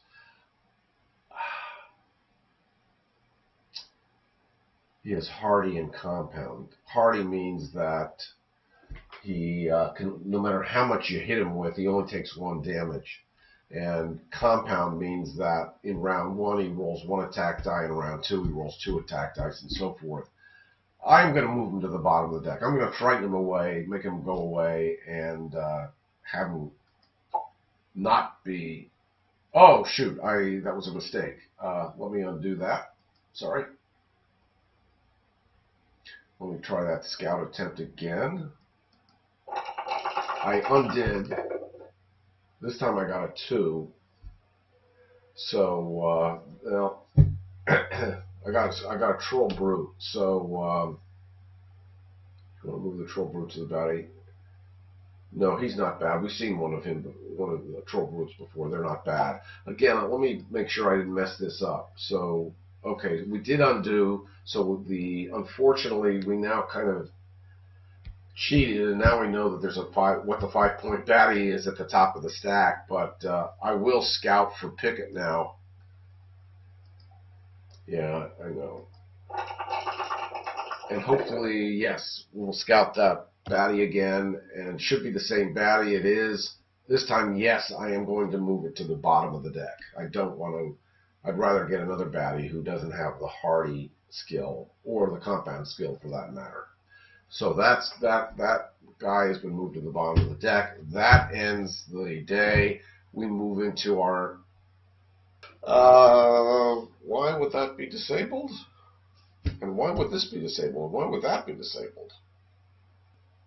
I guess this is sort of a bug. I have to fix this, so I will be back in a jiffy. Okay, I'm back, and I fixed that. I'm not sure what that bug's about, but I'll fix that at some point later. For now, everything is good to go. We are moving into day 4. Draw a new encounter.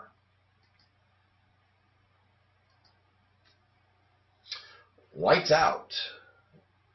I don't remember this one. I don't think I've seen this card before. I don't know what it's about, but if you want to read it, you can. And I would normally read it, but I'm going to move on and take a look at the other side and see what we've got. We don't have a battle. That's nice. Okay, so let's take out the lanterns. Each Gearloc rolls a d6 to represent a lantern and its distance from the party. Each Gearloc rolls a d6. Okay, well, let's do that. We rolled a 2.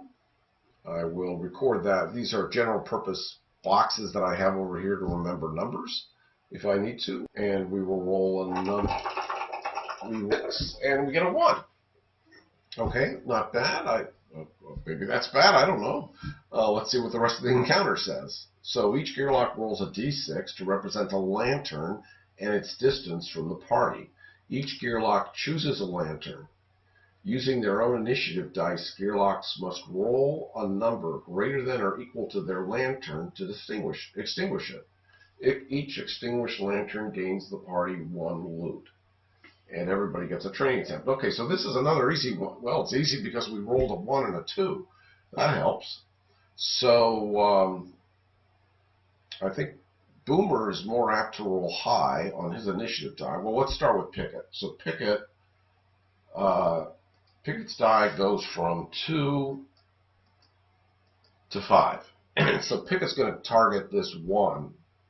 He can't miss. So he's going to roll.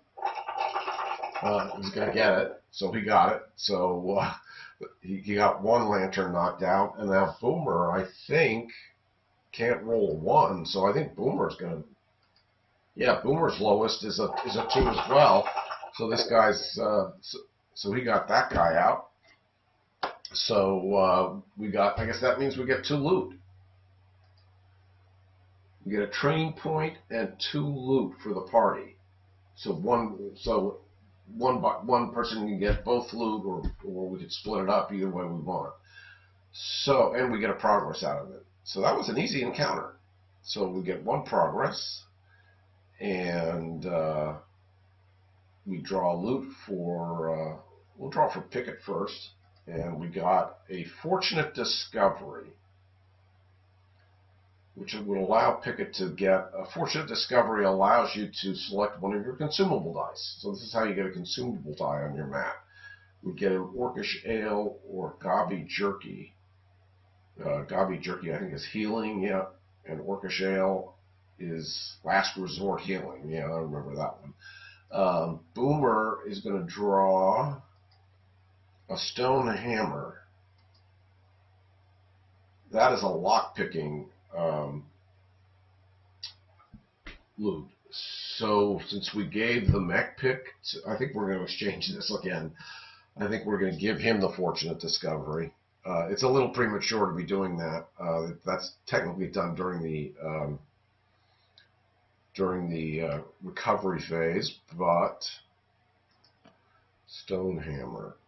But I don't want to forget, so I'm going to switch their loot. So now Picket is the master lockpicker, which is appropriate given his name is Picket.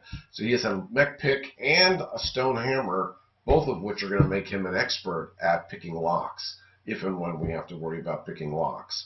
Okay, so those are our two. I got my progress. Yeah, we're on day 4. We got an extra one last time, so I got my progress, and now we each get a training point.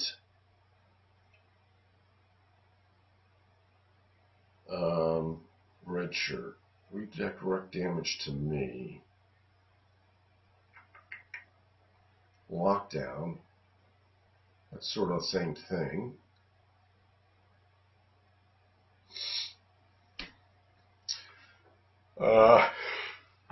Excuse me. I'm sorry. I think I'm going to go for lockdown. So we're really focusing on the captain profession for Picket.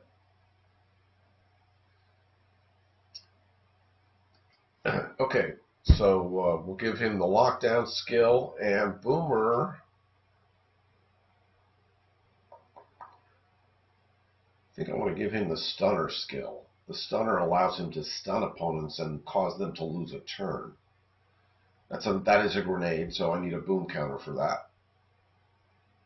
Or do I want Big Boom? Big Boom hurts hurts everybody on the battle map. Potentially everybody, even friendlies. Which is more useful? The stunner. This is a one-shot stun.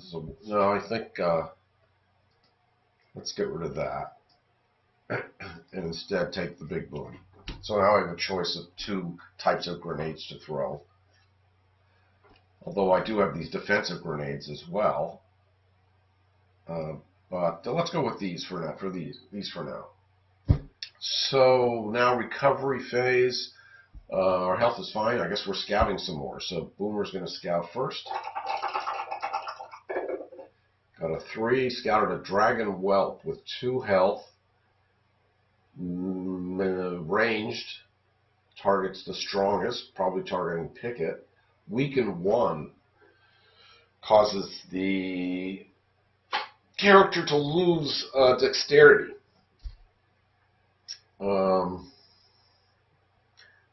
Picket has low dexterity, but I just gave him an extra dexterity, so he only has 2 health, but he does roll defense die, and he's pretty high on the initiative list, but I will keep him. I will keep him around. So we have a troll brood and a dragon whelp, and Picket's going to scout as well. Okay, he gets to scout a 5-point baddie, or a 1-point, or a 20 for that matter, but we'll scout. So we know the first 3 one-pointers that are coming. We'll scout a 5-pointer because the last guy we moved to the bottom. Orc Warmonger. Melee rating. None of those. A troll brute. I don't remember. But I don't think any of them were orcs, so I don't think the rating would matter. It's possible one of them were orcs. But this guy rolls 3 and 2. He's tough.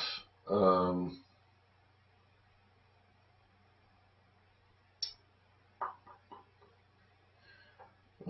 don't know.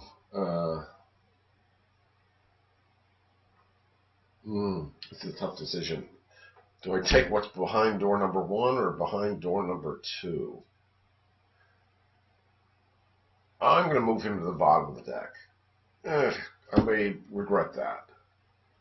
So now let me just refresh my memory. What I got just a Troll Brood and a Dragon Whelp. I thought I had targeted three guys, but now I have no 5-point baddie scouted and only 2 1-point baddies scouted. We're ready to move on to day 5. So we're almost there. We only need 1 more progress point to go after Nam, although I have a feeling we'll want to build up our skills some more before we target him. Blinded by the light. I don't know that one.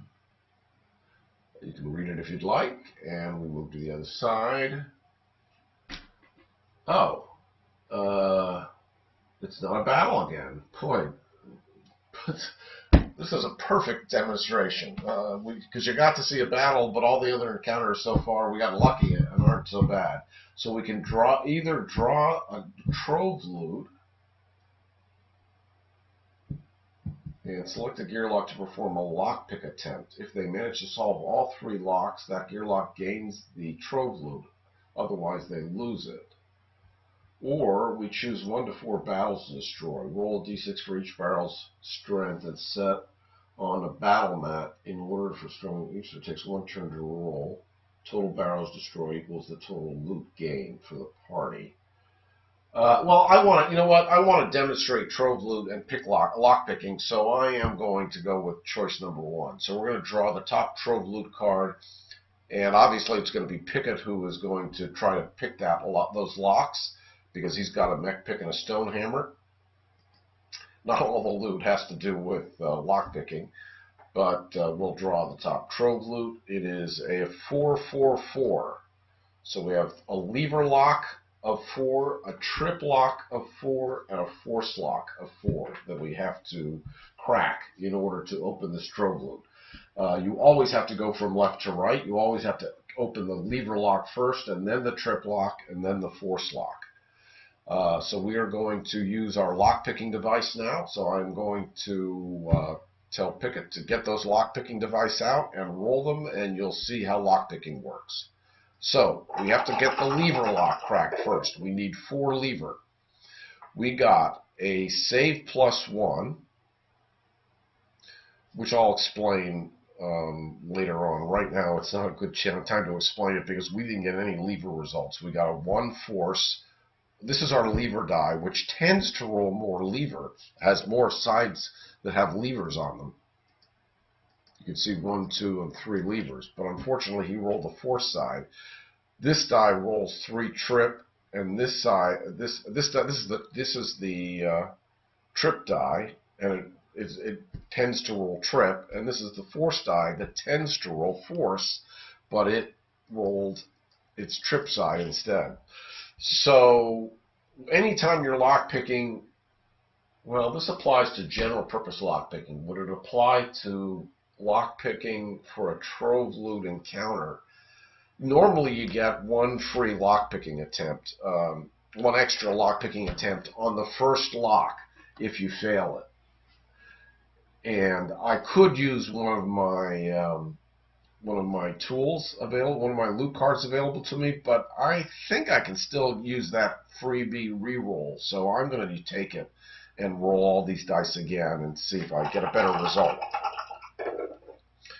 So this time I got 1 lever and convert, which will work for me. So the convert allows me to convert the letter on 1 die to a different letter. So I can turn this 3 force into a 3 lever.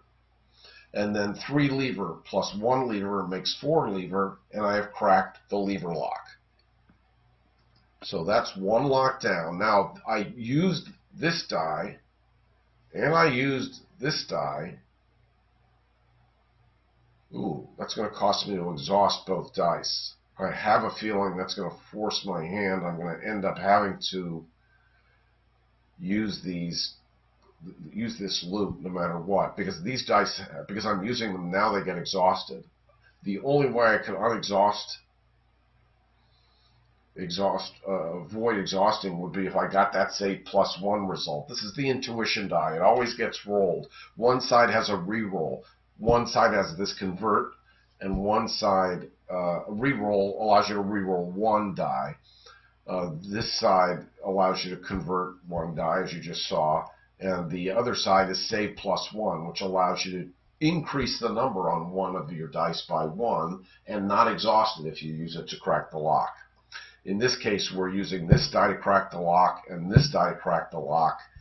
It's going to be tough to crack 2 locks. It's going to be impossible to crack 2 locks without having these loot cards, but I do have them, so it will make life a little bit easier. So now we have to crack the trip lock. So we need T's.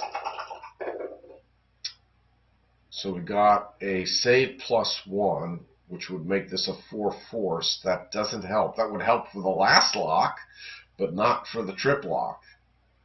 So in that case, we're going to use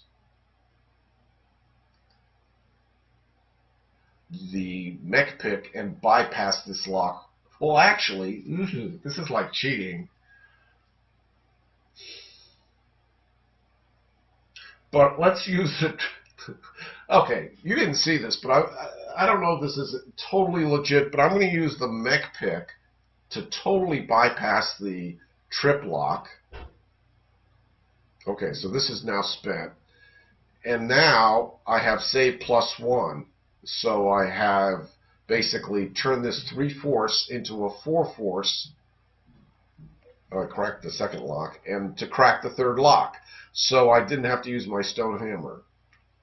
I'm not sure that was totally legit, but I don't know if we'll be encountering another Trove loop. There's not that many days left, so we did crack the locks, and we got a shoulder-mounted rock slinger.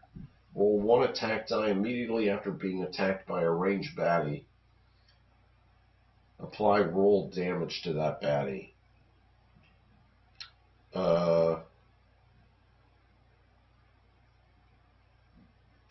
I don't know if this would be better in my hands or in Boomer's hands, because I don't know. We don't know who that next range. Well, we have a Troll Brute, a Dragon, and Wolf. They were both melee. So in our next battle, we don't really know which character that range guy is going to be targeting. So that is a little tricky, but we have to kind of decide during the recovery phase. Anyway, we were successful during the encounter phase. So we got the loot, and we get a progress. So now we're at 6 progress. And we get a training point for each member, so let's do that.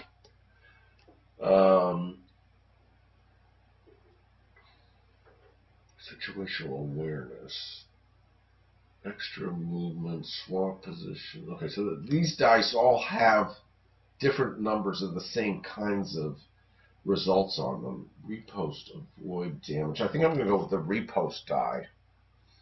So the repost die has 2 die faces that allow me to switch positions with an adjacent friendly or enemy unit.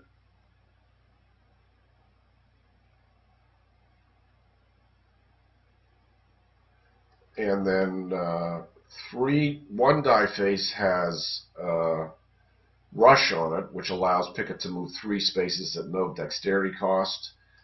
And 3 sides have repost on it. When Picket is attacked by an adjacent enemy unit, Picket may avoid all attack and effect damage, including poison. That's a nice die to have. And if used in conjunction with another repost die in an active slot, Picket may deal 3 damage to the attacking enemy. But that's only if I then activate one of these skills. But let me switch over to Boomer, get him another skill. Should I take the stunner? Should I take... I think smokescreen. What does smokescreen do? It prevents somebody from being attacked. Throws up smoke. Flashbang. Baddie loses skills. Sonic Cleanse, I know, cleans all skills. I think I'm going to go with Sonic Cleanse. What is Napalm? Ongoing damage.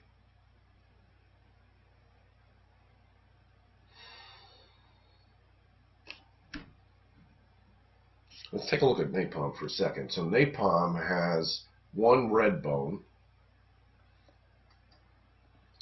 has one die face with two damage over the course of 3 rounds. At the start of this baddie's turn, it is dealt the first number shown in damage over the course of the second number shown in rounds. So 6 damage over the course of 3 rounds. That's one die face. One die face has a bone, and one die face has, wait a minute. One die face has a bone, one die face has 2 damage over 1 round, 2 damage over 1 round with kind of a lashback, I guess, against the Gearlocs. The start of this baddie's turn is dealt the first number count course of the second number shown in rounds. Not sure what that other symbol does. I think that targets the good guys, I think. I'll have to check that if I get that die face. Then we get 2 damage over the course of 2 rounds. Okay, so I'm going to go with napalm. So, we got our progress. We got our training points. Okay, we're ready to move into day 6. Oh, did I? I guess I did. Okay, so we get to, I guess we're scouting again. So we'll have Boomer scout. I think we'll scout a 5-point baddie again. Thick skin, we've seen that before. First damage doesn't hurt. Inspire causes the next guy in line to move up, I think, on the initiative list. But this guy doesn't look too bad. I think I'm going to stick with this. So I will not move him to the bottom. Okay, so we have a Troll Sage on the top of the 5-point baddie list. Picket will scout. He got Troll Romper. We've seen them before. They're thick-skinned and careless. They're not bad. We'll leave him on top.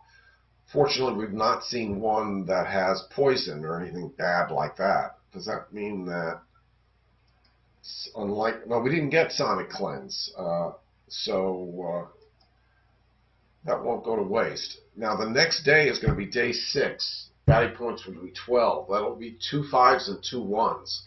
So that means we'll see the Troll Brute, the Dragon Whelp, and the one 5-point baddie we know about, and the other one which we don't know about. Oh, actually, no, that's where we are. What's it? Oh, yeah, right. So we're about to draw another encounter. I'm kind of totally losing where I am. So I haven't gotten to a battle yet. I got lucky and had 2 encounters there in a row that didn't have battles. If not 3, I think. So anyway, we're drawing another one. I'm sure this is bound to be a battle. Day 6. So we have 3 days left. A stump in the road. What is a large hollow? Okay, you can read it if you want. So this is a battle. There's no choice in the matter. It is a battle. It is battle points. So it's going to be 12 battle points because it's day 6. And choose a number from 1 to 6. Roll a d6. If you roll above the number you chose, draw loot. Okay, so that's for the loot. That's for what we get if we succeed at this battle. Okay, so we are dealing with 2 5-point baddies and 2 1-point baddies. Hopefully we'll get some high initiative. Hopefully we'll get a ranged character that Picket can target. It would have to be a ranged... Wait a minute, who was that first 5-point baddie again? It was a Troll Sage. None of these guys, I think, these were all melee. Troll Brute, Dragon Whelp, Troll Sage. Troll Brute, Dragon Whelp. Dragon Whelp is ranged, targeting the strongest. Okay, that's good. So we know we're going to get a Dragon Whelp that will target Picket. So Picket is the guy that we want to have the shoulder-mounted rock slingers. So we are ready to set up the battle map. Okay, Picket rolled pretty low, but not too bad. Boomer rolled pretty high, so Boomer's at the top of the initiative list, and Picket is 4th in line. So we got a Troll Sage, Thick Skin, Inspire 1. We got a Troll Enforcer. Oh, these are our 5-point bad. So wait a second. This was the first 5-point baddie we drew. Right. This was the one we scouted, the Troll Sage. This was the one we didn't know we were getting with Thick Skin and Taunt. He's melee. He doesn't look terrible, though he does roll 2 defense and 3 attack. The third lane was the Troll Brute, a 1-point baddie, and this is the Dragon Whelp. So, where do we want to place Picket? So if we go in this wall, if we hug this wall, this guy will target him, this guy will target him, and this guy, it'll take a while before he gets to Boomer. So I guess I'm going to put Picket here, and I'm going to put Boomer behind him over here.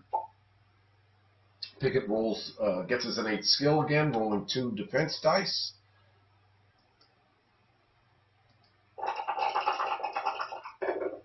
Oh, we got a 1 and a 2. That's a good way to start. Okay, top of the initiative list. Boomer goes first. So I guess Boomer, I think Boomer would like to get this guy knocked out because he's going to be after Boomer. And everybody else is going after Picket. And Boomer doesn't have any health abilities. We never use this Fortune of Discovery. Let's use that. We can use these at any time. And that allows us to bring a consumable die. We can't get the Holy Hand Grenade. You can only get that consumable die if you have this skill.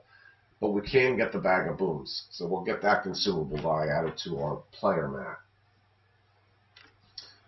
Okay, Boomer. So what are we rolling with for dexterity?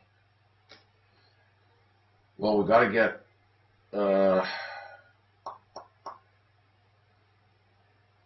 we're going to target this guy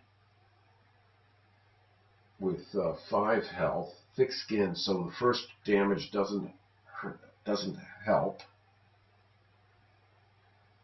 But I'll roll, let's see, 2 attack dice, 1 defense die, and I'll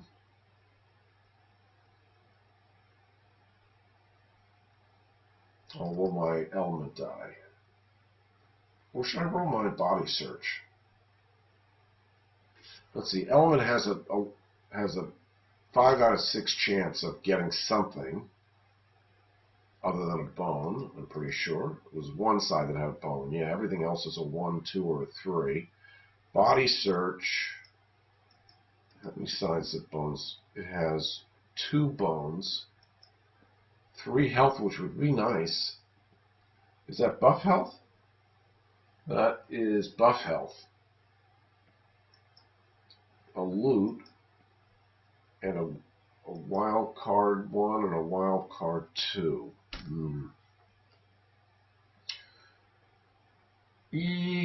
Just because of that health, I think I'm going to roll that die instead of the element die. Okay, so 2 attack dice, 1 defense die, and my body search against this Troll Enforcer.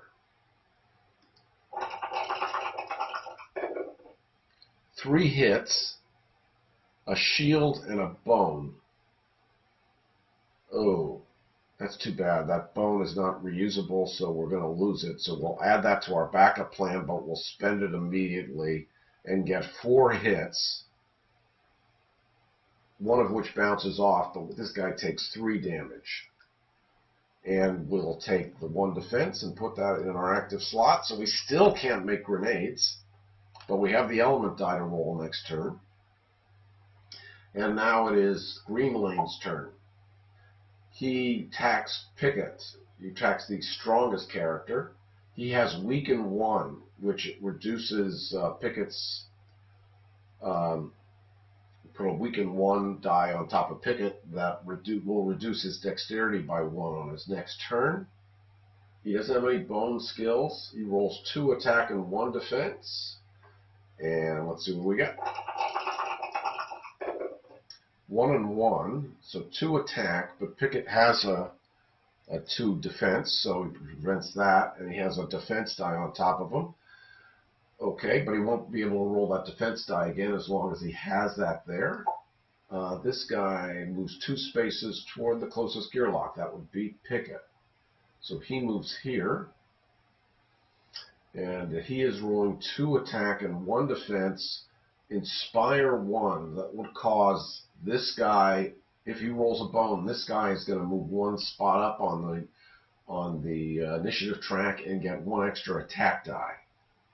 I'm pretty sure that's what Inspire does. The next baddie on the initiative meter takes their turn immediately after this unit and is granted the additional number of attack die shown, 1 attack die. Okay, but for now he's rolling 2 attack and 1 defense. Didn't get a bone. So, 2 hits against Picket, 1 of which bounces off the shield, so Picket's down 1 health. Okay, Picket's turn. Picket's losing 1 dexterity because of this Weaken 1, which I can now remove. So Picket can roll 3 dice, and will target this guy, I think, because of this Inspire ability, although it's unlikely he can take him out. They both have thick skin. This guy might hurt himself. So I think Picket's going to go after this guy. And... oh, wait a second. Picket was targeted by this guy. He didn't roll his shoulder-mounted rock slinger against him, I forgot. Rolls 1 attack die after being attacked by a ranged baddie. So this is his shoulder-mounted rock slinger. 2 hits against this guy. He's gone. So that means Picket would not have been weakened. He would have killed the guy before... oh, no. Did this guy have any defense? Oh, shoot, no. He did have the defense. I'm pretty sure he rolled that defense when he rolled against Picket. So all Picket did was knocked out his defense. It didn't take him out. That's a darn shame. Okay, so that means Picket still has that Weaken 1 on him. He can only roll 3 dice. He's going to target this guy. He has no defense left, so he's going to roll 2 attack and 1 defense. And this guy has 2 defense. Maybe he should go after this guy and try to just take him out. Yeah, I'm going to target this guy instead. Thick skin. I would need 4 hits to take him out. But I'm going to target this guy instead. This might be a mistake. But we're targeting the Troll Brute. We got 2 hits, 1 of which bounces off, so he's down to 2. We got 1 defense. Okay, next up is this guy who is going to target Boomer because he can't get to Picket. He moved 2 spaces down here. And this guy who is targeting Picket with 1 attack, 1 defense. He got a bone. Careless hurts himself. Got 1 hit against Picket. Picket has defense, so he doesn't get hurt. Okay, round 2. Boomer. Boomer, I think, is going to go after this guy now. Although, Boomer has one defense already. He can roll one defense die. It's this guy's weakened that bothers me. I'm going to roll one attack die,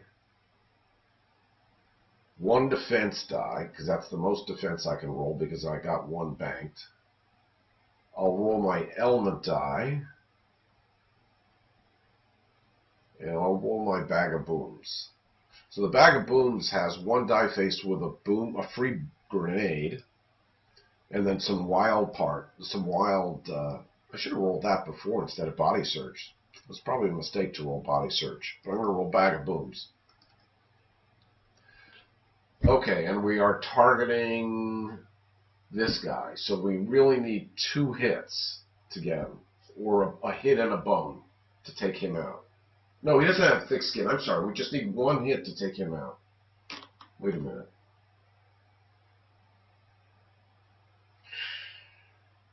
I'm not sure how to... Yeah, okay, we're going to go after this guy. Hopefully just get rid of him right now.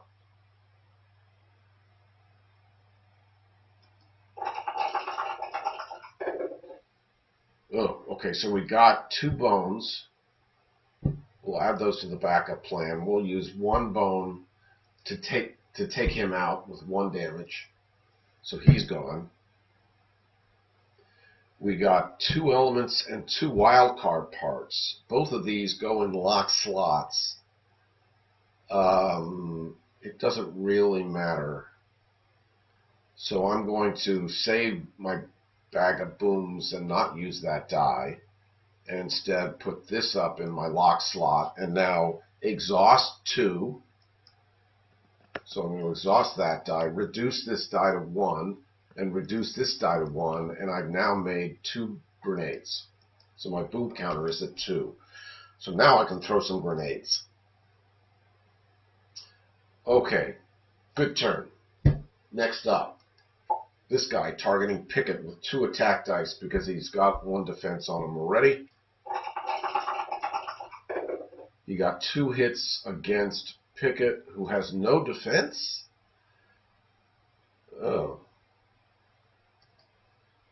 Oh, wait a second. Picket has this +1 damage.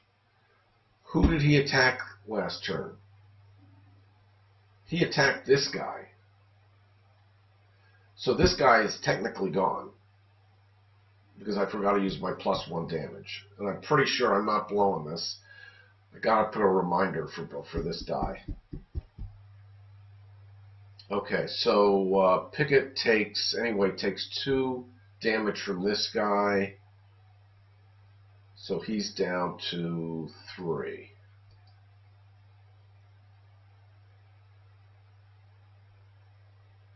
I'm hoping I'm remembering correctly. I think I am. Anyway, it's now Picket's turn. He can't use his shoulder mounted rock slinger again because this guy's now gone. He's targeting this guy who has thick skin and 2 defense. So I think at most we can roll 2 attack and 2 defense. But I would really like to get this guy. I want to roll this. And I'll roll 1 defense. So that's my 4 dexterity.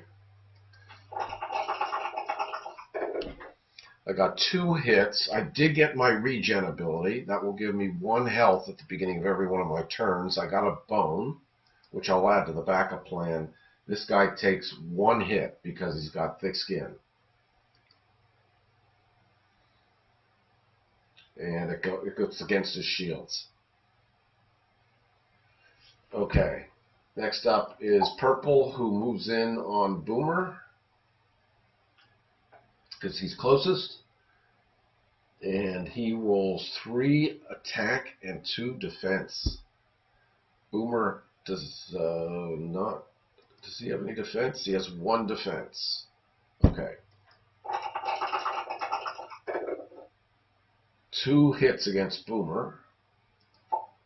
Yeah, so one hit against the shields, 2 hits against Boomer, and this guy picked up 2 defense dice on top of him.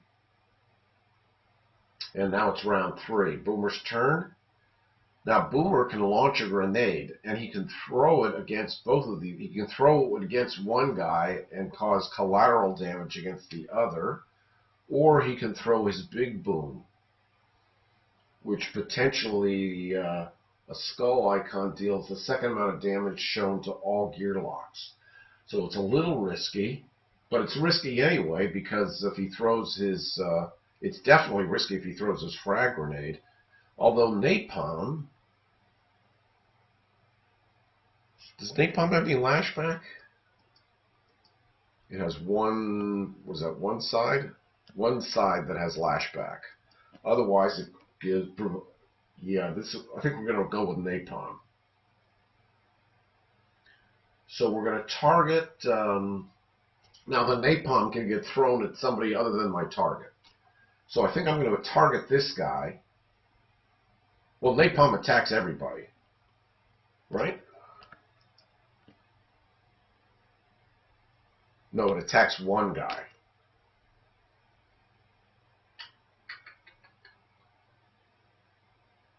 If I can get a good Napalm roll, I really should do it against this guy. I think I'll throw the Napalm at this guy and target this guy. Okay, so Napalm,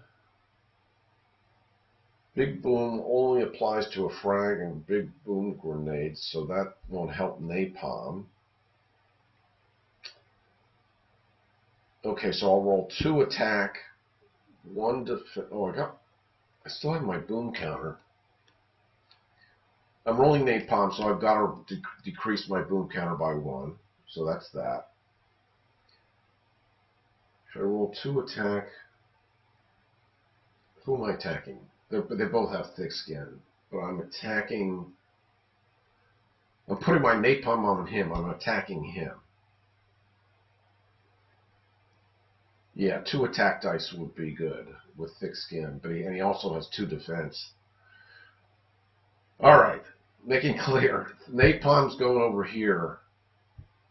Or should I throw my big boom? Now I'm thinking of throwing big boom and just taking this guy out. I think maybe that's what I'll do. Let's put Napalm back. Let's take big boom. And maybe instead of an attack die, let's throw bigger boom in there, which can now increase the damage caused by big boom. Big boom affects all baddies and potentially the good guys, depending upon what I roll. And this adds to the boom. 1 attack, 1 defense. Okay, let's go with this. Oh, and I also have utility parts. I can get my body search back, but I'd rather get my grenade back. So I'll have to remember that. Okay, so let's see if I can remember all this. I got a bone on my attack, so I'll add that to my backup plan. I got a shield, so we'll bank that. I got deal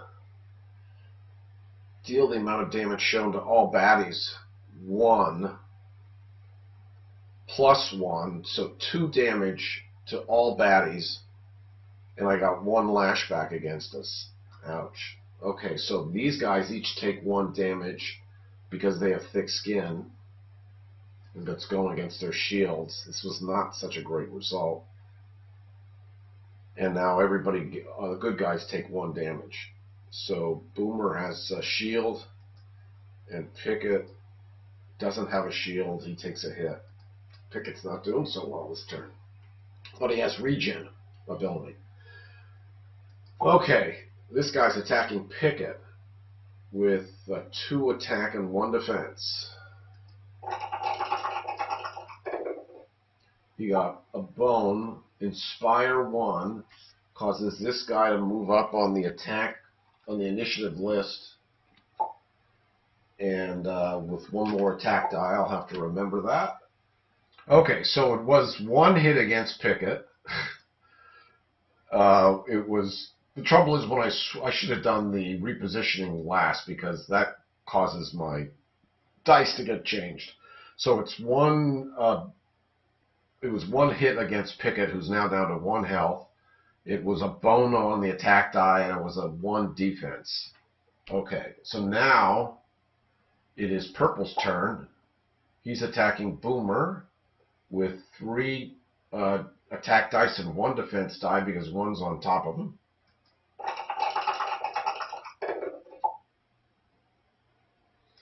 And he got Taunt, which means doesn't really mean much of anything in this case.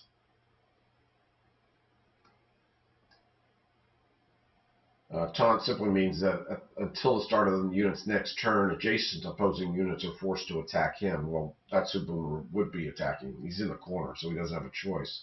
So it doesn't really apply. I'm just going to take it off. He got 2 hits against Boomer, who doesn't have any defense.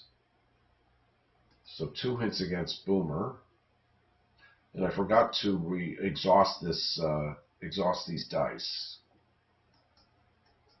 on Boomer. So they've been used, they're exhausted, although I could get it back with utility parts. And now it is, I think that takes care of that. So it is Picket's turn. Picket has regen, so he gets a health back. Now I got to remember he's got this constant damage, so he's going to go all out on this guy with 3 attack and 1 defense, maybe. He still has shield form. Yeah, I think I want to get shield form rolled. And what's lockdown again? Yeah, I'm not. Don't hurt me. I'm just as bad off here as Boomer.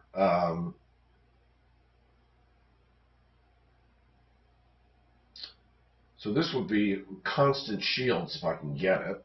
This is actually showing the constant move side, but they're reusable bones and a constant shield if you can get it. So I'm going to be rolling 2 attack, 1 defense. I've got my constant attack, and okay, I think that pretty much covers it. Let's roll them. I can use a good roll here. Okay, I got 3 hits, a 2 defense, a constant move, which I don't need. I'm going to just put that back on my player mat. So 3 hits against this guy, 1 of which is covered by thick skin, 1 of which is covered by a shield, 1 of which he takes in damage. He's still at 5, and I'm at 2. That's not a good combination. But we're going on to round 4. Okay, I could bring Napalm back. I could bring Boom. I think I'll be... What do I want to roll this time?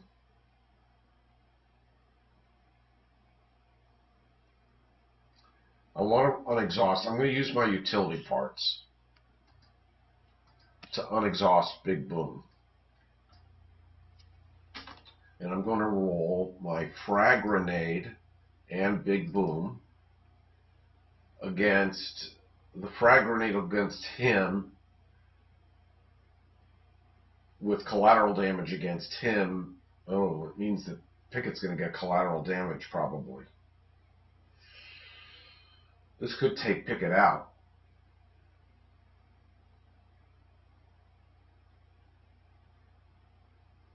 Picket did get his extra strength last time, right? I did add it in. And did he get a 2 and a 1? I thought he rolled a 2 and a 1. I think I forgot constant damage again.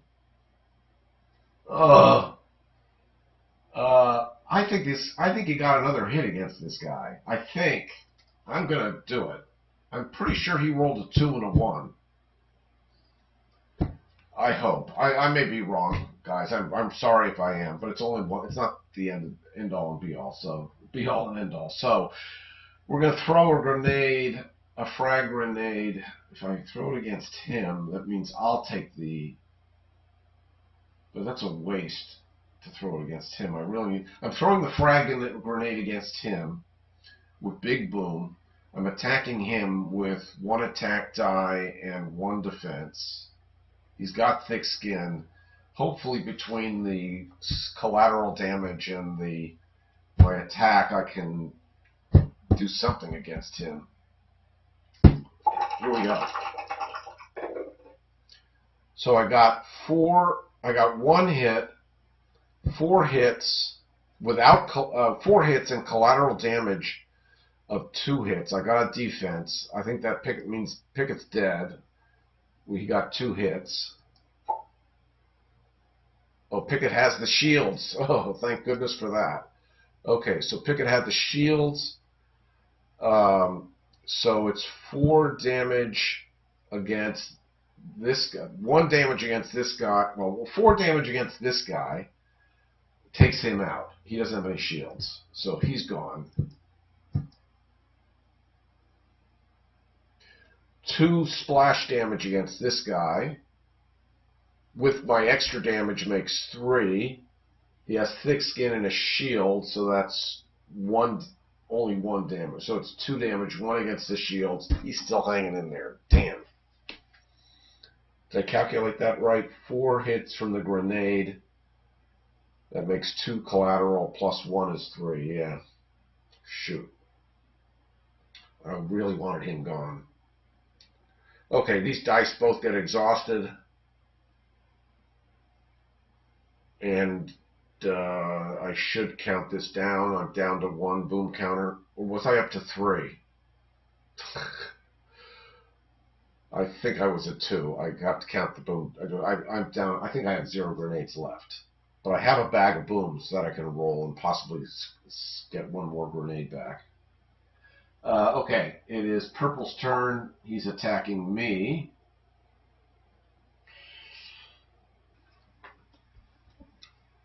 I almost don't want to roll the dice. It's going to be the end of Boomer. Oh, holy crap! That's a lot of booms. Okay, that's taunt. That's all that means. He got 1 hit against Boomer. Boomer and he has a shield. Wow, did I get a lucky break. That was a lucky break. Woof. Okay. Picket doesn't have a target. He's going to have to move. And he heals himself. Picket's now at 3 health. Picket moves 1 here.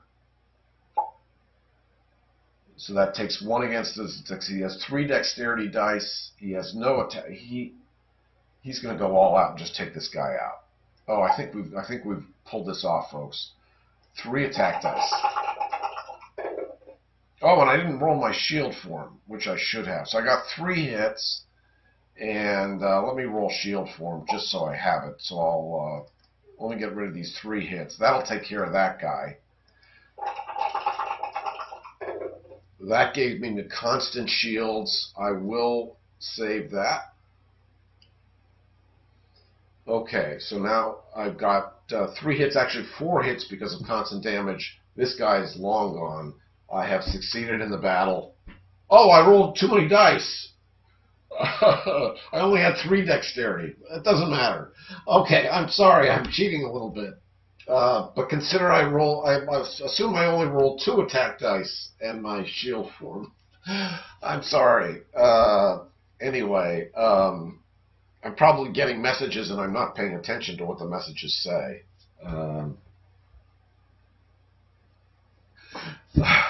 All right, what did the encounter card say? Oh, it's loot. 2 training points and a loot. Choose a number from 1 to 6. Roll a d6. If you roll above the number you chose, draw loot. If you tie or roll below, add your chosen number to Baddie points total. Oh, I should have done that first. Oh, darn it. I guess I'm going to choose 1. And hopefully I'll roll anything other than a 1. I did. So I'll get 1 loot, which is a Tyrant gem. Merchants will offer you a Trove loot chest in exchange for this gem. Seek out a merchant during your recovery phase. Oh, yeah. And I still have a stone hammer. So we can try to pick a Trove lock. Yeah. In fact, I'm just going to do that right now before I forget. So he's going to spend the Tyrant gem. He's going to take a Trove loot and exchange a 1-2-5, which is not bad at all. We'll worry about that in the recovery phase when we do lockpicking.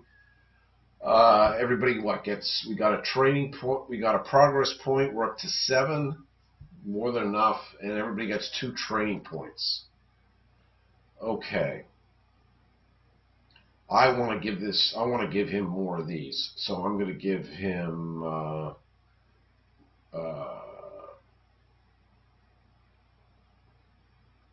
this is 2, 2, and 2. I think I'm going to go with situational and switch. So with a bunch of these, are these locked slots? These are active slots dice. So if I get a couple of these reposts, I can do some serious damage. Okay. Let me just recall how many reposts there are. There is 1 repost here. There is 3 reposts on this die, and there are, I think, 2 on this die. Okay. So if I'm going to roll 2 of these, I'm going to roll these 2 first. Okay, those are the 2 training points for Picket. For Boomer, he never... Did I get bones on all my... I know I... At some, didn't I roll elements or... I rolled my bag of booms. What did I get? Oh man, I am not paying attention. I did roll my bag of booms. What did I get, folks? Did I get a bone? I don't remember adding it to my backup plan.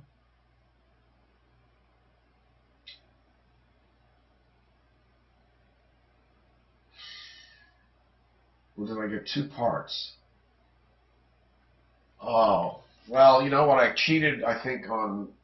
I made a couple of mistakes. I'm just going to take that and eat it. Okay, so what do I want?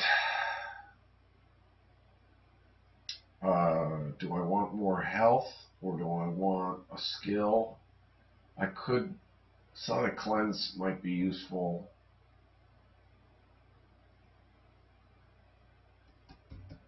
Because you never know if you're going to get poison. We haven't seen poison yet, and we're probably overdue for it. I think I'm going to go with Sonic Cleanse as 1. And I think we're going to need all the health we can get, so I'm going to take another health as my 2nd training point. And we are going into day 7, so we could hold off on Nam 1 more day. Or we could take 2 days to try and tackle Nam.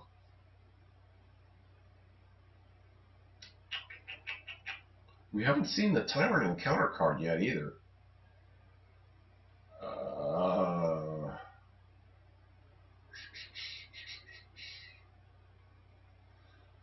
I think I will cut this short and try to go for Nam on the next day. Anyway, let's do our lockpicking. Let's go back to Picket, who has to crack a lever 1 first. That should not be hard.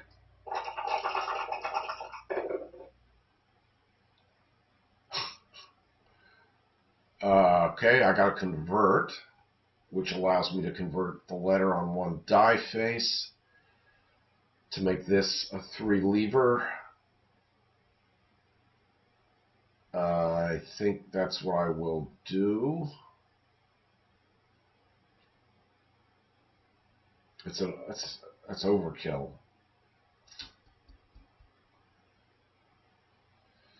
But this is the lever die. I probably should use this and save my stone hammers. Or should I take my freebie roll?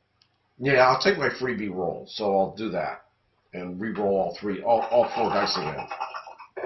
You always get a free roll on the first one. Okay, so this time I did get my lever. I got 2 lever, more than enough, so that die gets exhausted. I got a re-roll, which I don't need.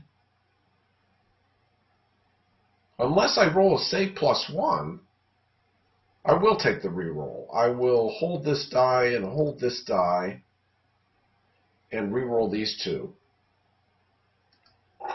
Maybe I can get a save +1. I did get a save +1. Okay. So now I can make this a 3L, which is still more than enough, and not exhaust it, which is what I really wanted. So now I get to save that die and crack the first lock. And now we have to get 2 trip. 2 trip. Okay. All 4 dice to roll. We got our 2 trip. And we got a reroll. So maybe I can get a save +1 again. So let me, I think I'm allowed to do this. I don't see any reason why I wouldn't. So let me, which of these dice has, I don't really care. All I care is that I want to get a roll +1. So let me roll those 2 dice. I want to save +1. I did get my save +1. Okay, so I'm going to exhaust this to get my 2 trip, but save it.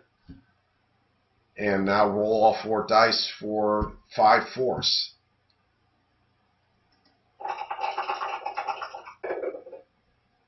I got 2 force, +1 is 3 force, and a stone hammer makes it 7 force, more than enough. Yeah, so I spend my stone hammer, I crack the lock, and it's a minor patch kit. It's a backup heal, a Gearloc for 1 HP. And Picket doesn't have a 1 bone. It's a backup plan extension, meaning when I can use 1 bone as a backup plan to use this minor patch kit, and it is permanent. So I can. That's not bad. Not bad at all. Okay, recovery phase. I guess I'm recovering the health of both of my characters. Yep. So restore health on both. So Boomer's back to 7. Picket's at 7. Now what do I do for day 7? Do I take 1 more day and then maybe I should. Yeah, I think I am going to do that. So we're going to spend day 7 trying to skill up in preparation for fighting Nam. So let us draw our next encounter. A chance encounter. That's not a battle, I think, if I recall correctly. I've seen this one before. Oh, it's another Trove. I'm sure you think I've stacked the deck. I have. I've only had 2 battles so far, or 3. I don't remember. But boy, you would think I'd stacked the deck. This is so highly unlikely to get so many of these. So what is this? Everybody gets a loot, and then everybody, and everybody gets a loot, and then 1 Trove loot, which we each get a chance to crack, or we play dangerous darts, which I'm not going to do. I don't want to get into that. That's something else you'll have to see if you play the game. All right, so we get 2 lockpick attempts on a Trove loot, and everybody gets a loot. And I don't think I didn't get any skills. That's really what I would have preferred. I would have preferred a battle with skills. But all we get is a progress point, which we don't need. So I just recorded that. Everybody gets a loot, which I'll take. A treasure trove map for Picket. I think I will probably get rid of that. Since we've got the last day and we have to tackle, we're ready to tackle Nan. Yeah, I will scout for better loot. So that technically gets done in the recovery phase, but I'm just going to do it now because I'll forget. So I'm going to just get rid of this treasure trove map and scout for better loot right now for Picket. So that's his recovery phase. You roll 6 dice. For every bone, you get to draw a loot and then choose from among those loot. He only rolled 1 bone, so he got a throwing axe, which gives him 2 ranged throws of an axe to any unit on the battle map. Okay, so that's good. And now I'm going to draw the loot for Boomer. He got another fortunate discovery. I guess he didn't roll Bag of Booms. Yeah, I guess I put it back, and maybe it was a bone or something. I don't remember. Oh no, I think that's, I maybe rolled it in conjunction with elements, and I didn't have a lock slot that was free.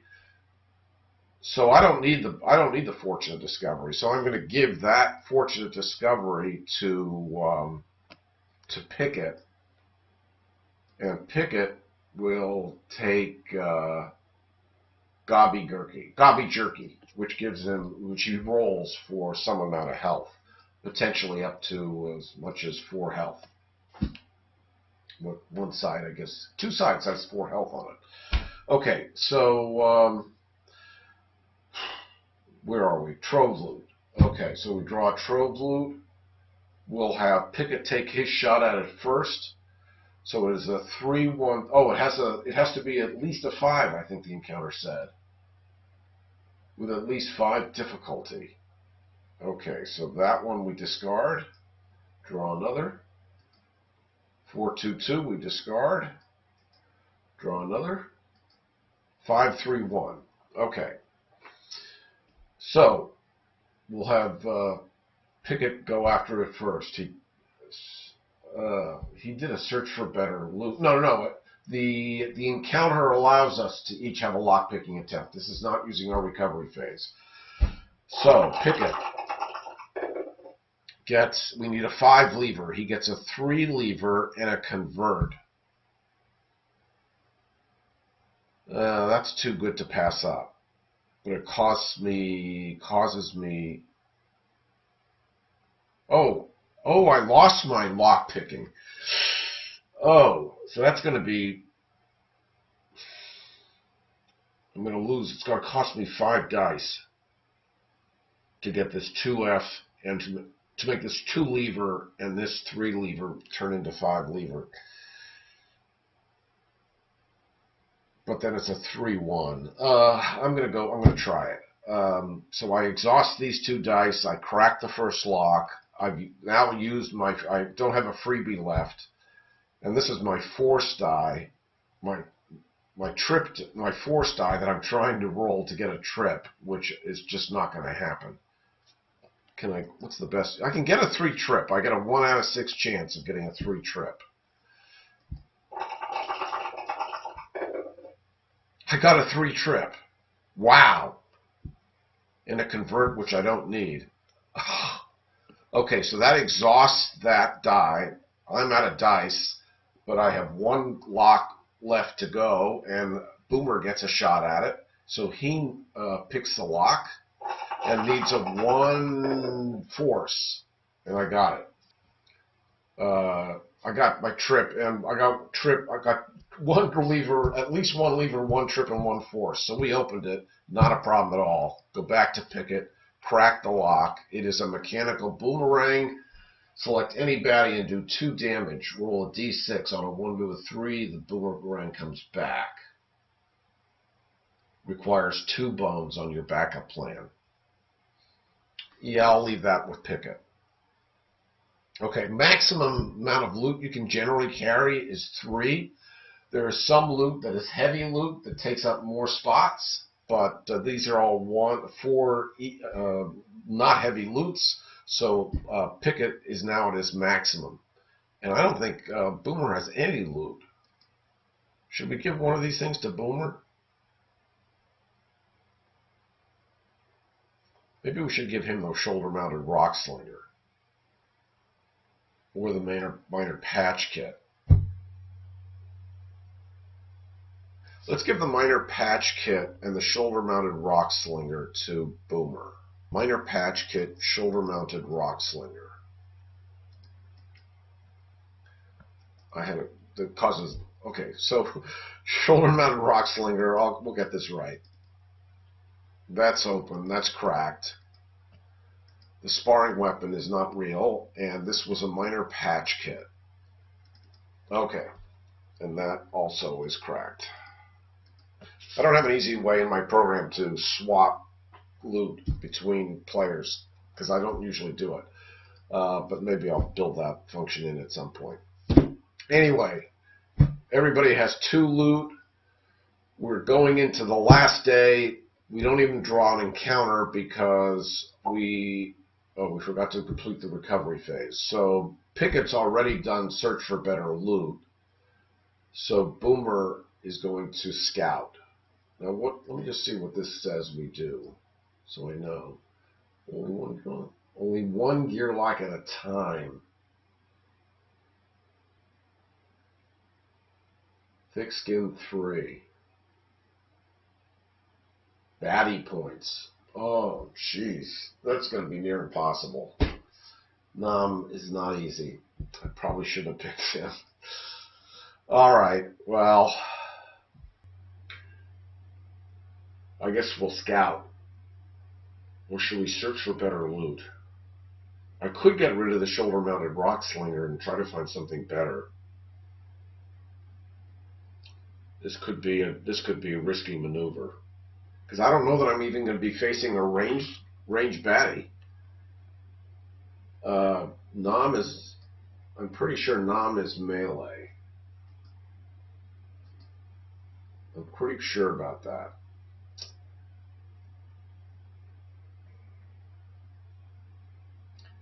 I'll keep it. So I'll scout for Boomer. He scouted a Troll Brute. That's fine. We've seen them before.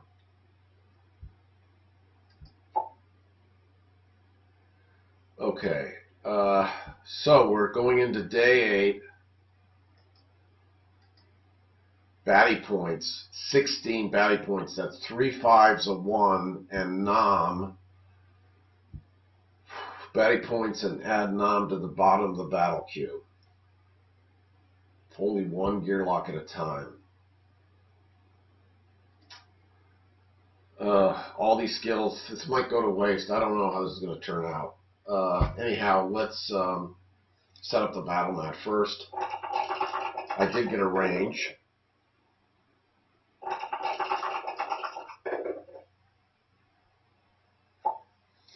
It doesn't matter where I put Pick. Who am I bringing on first? Actually, maybe I should bring Picket on first. He has a throwing axe and a mechanical boomerang. 2 uses of the throwing axe.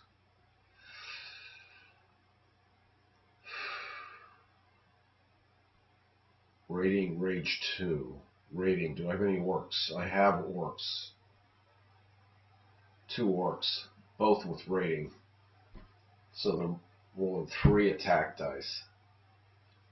Rage. Both with Rage 2.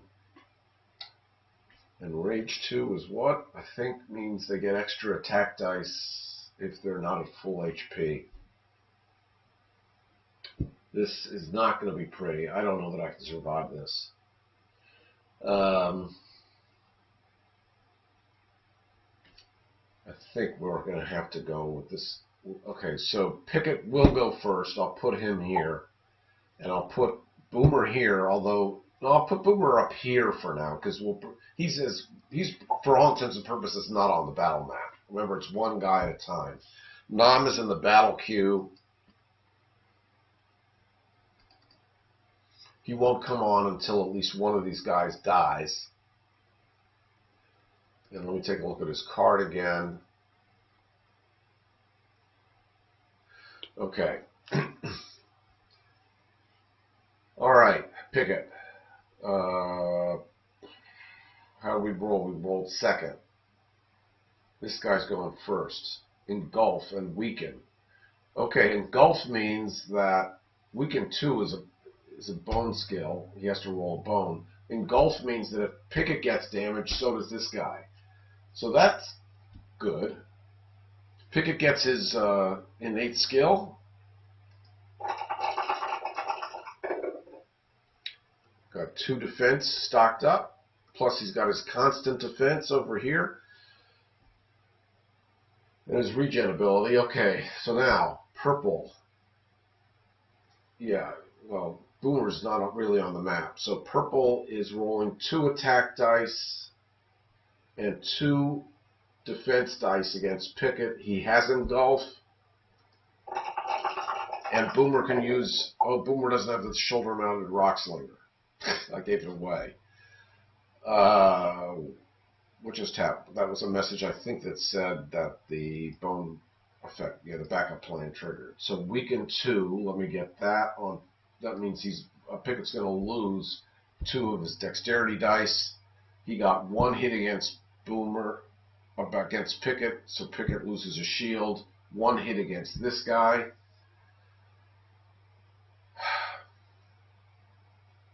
Okay, it is Picket's turn.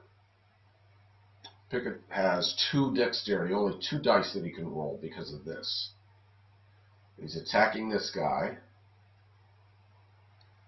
2 dice he can roll. Lockdown.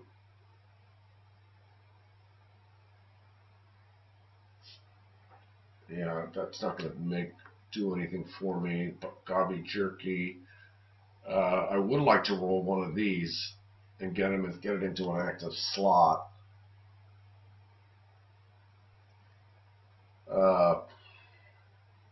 2 dice I can roll. Well, I'll roll 1 attack, and I'm going to roll my repost die. If I can get repost, when Picket is attacked by an adjacent enemy unit, Picket may avoid all attack and effect damage.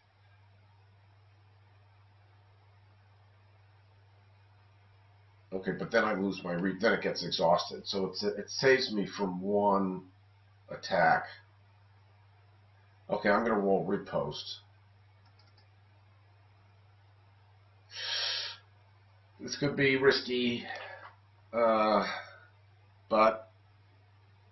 and I could use, well, I don't have bones yet. I could use my mechanical boomerang. No, I need 2 bones for that. Throwing axe, during your turn, roll 1 attack die and deal its damage to any unit on the battle map. Okay, so I can do that each one of my turns. Okay, let's see what I get. Didn't get repost, I got switch. Anytime Picket may swap positions. At any time during his turn, swap positions.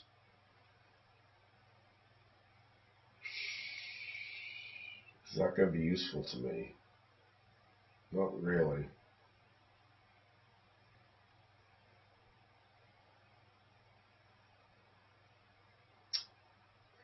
I think I'm going to pass on that. I'll take 2 attack. Plus 1 makes 3 attack.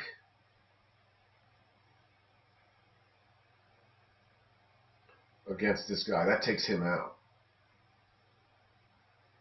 He has thick skin, but 3 attack minus 1 is 2 attack. So he's gone. Not bad. 1 down.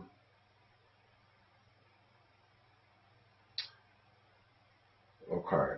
And I got a throwing axe that I can use. I get 2 uses of it. Who's coming at me next? This guy. I think I will throw the throwing axe at him. During your turn, roll 1 attack die. Deal its damage to any unit on the battle map. Does not cost dexterity. Okay, so I have 1 use down. This could be a bone and not do me any good at all.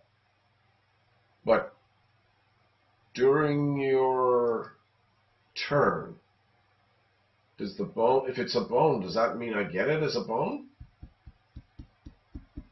I kind of think I do. Okay.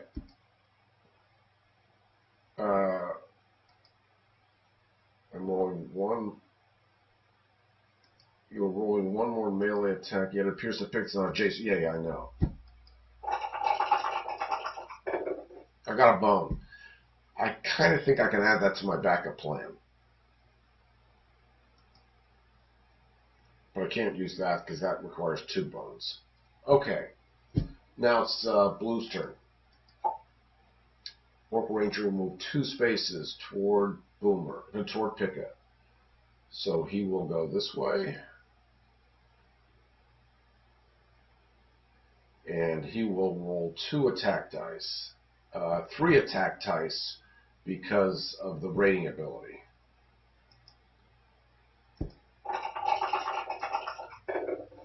Three hits, one of which is stopped by defense, 2 hits against Picket, sorry. Yellow's turn. Okay, Yellow is this guy. He moves 2 spaces toward Picket. He doesn't get to him, so he doesn't attack. It's round 2. Obviously, Boomer's not on the mat yet. We ignore him. Purple's next. Oh, 1 guy's down. That means Nom enters the battle at the top of the list. Okay, Nom. Nom's on the battle. He is now at the top of the list. Okay, so Nom rolls. Nom has 3 thick skin, recover 1. What does that do? She gains the number of HP shown up to its maximum at the start of its turn. So it's sort of like Picket's ongoing ability. Okay, and he also rolls his special Tyrant die. So he is... Oh, wait a minute. He is melee. He moves diagonally, so he would have moved there against Picket. And he rolled 2 attack. He got a defense. Oh, no, he got a bone on defense. Okay. He doesn't have a bone skill. He got 2 attack, and this club... After Nom's attack, move the target to the farthest position away from its current position and take 1 true damage. Okay, so Picket has no defense left. He takes 2 hits from this. 1 true damage because of the Tyrant die and gets kicked away to the farthest position away. So I'll move him over here. Technically, I guess that would be over there. 1, 2, 3, 4. 1, yeah. So Boomer, got to move you out of the way, and I'll move Picket up here. And now it is Purple's turn, and Purple moves here.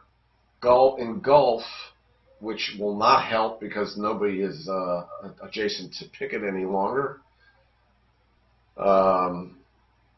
Picket has constant shield of 1.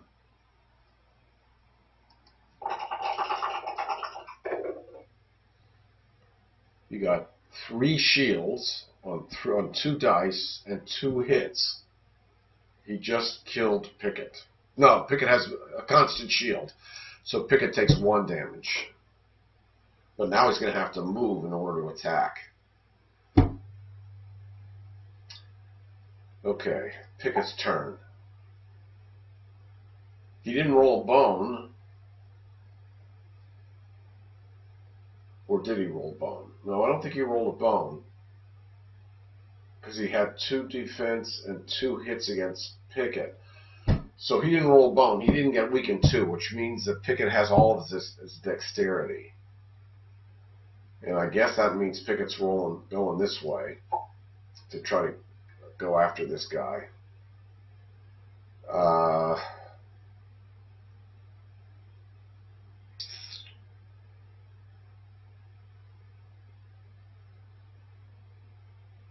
That's a bone effect. Okay, so Picket, what are you rolling?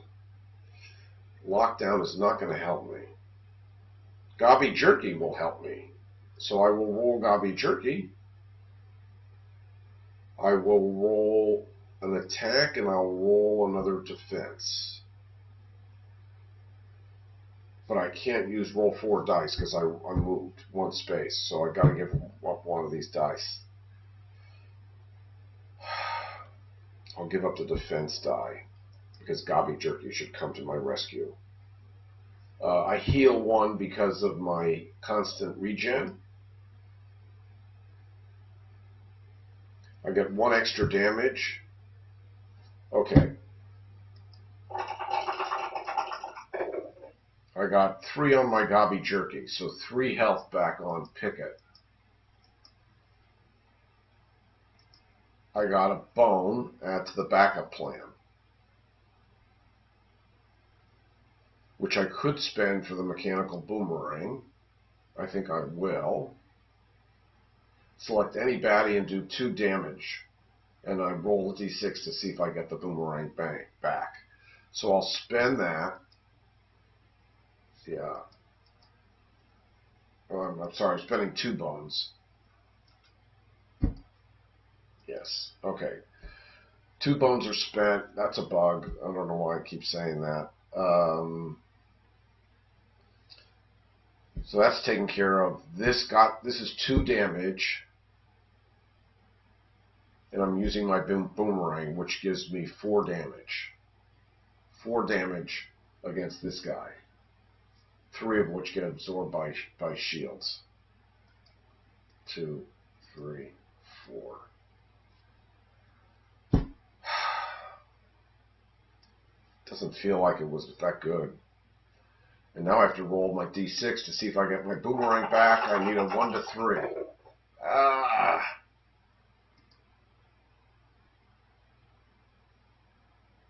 Shoot. Boomerang's gone. Okay, what's next? Bring him on. Okay. This guy's melee, he moves 2 spaces toward... Boomer's not on the map, so he moves 2 spaces toward the closest Gearloc. He's going to move 1, 2 in an attempt to, because there are open spaces, so he kind of moved that way to try to get around his buddies. This guy's next. He rolls, he moves here and attacks Boomer with 2 attack dice.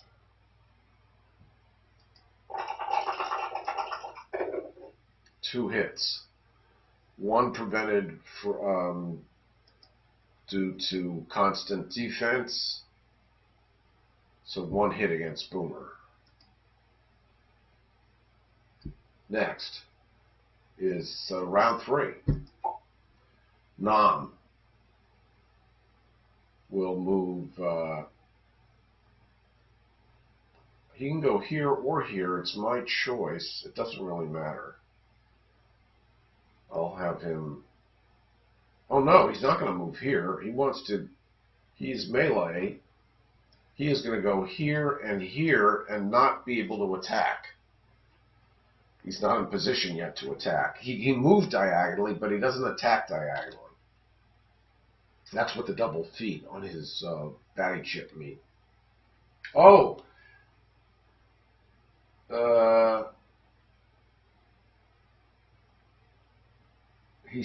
Does he spawn? No, he doesn't spawn.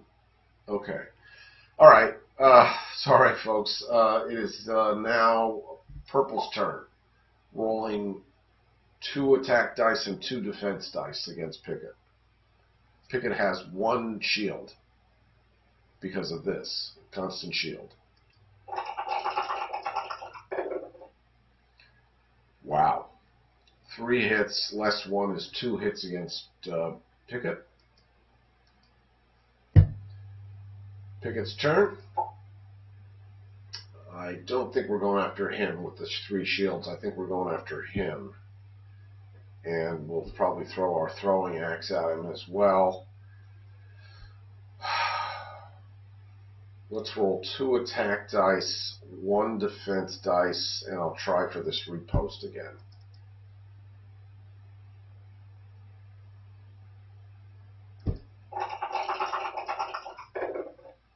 I got repost. When Picket is attacked by an adjacent enemy unit, he may avoid all attack and effect damage. Put that up in his active slot. He got a bone. I'll add that to his backup plan. He got 2 hits, plus 1 is 3 hits. Against this guy, no shields, 3 hits. And I probably have forgotten to increase attack dice because of rating. Well, no, maybe not. This guy hasn't attacked yet. Maybe on the last turn I didn't roll enough attack dice against Picket. I'm not sure. Again, I'm making mistakes here. I guess I should put that in my program. Rating. Okay. So Picket recorded his damage. He gets a health back, which I don't think I took. And now it is this guy's turn. He moves 2 spaces. Can't get to us. Actually, he doesn't move at all because Pickett's totally hemmed in. So he stays where he is. Yellow's turn. Rolls 3 attack dice. Won't make that mistake again in case I did. 1 built-in shield for Picket. He could ignore the entire attack if he wants. It's 2 hits.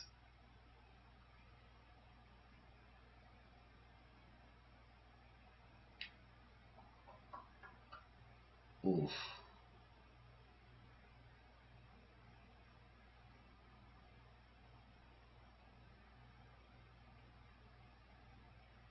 I'd really like to get another repost die if I can. I'm gonna take it. So that's 2 hits. Gonna bring him down to 1. I'm probably not gonna survive with 2 big bad guys ahead of me.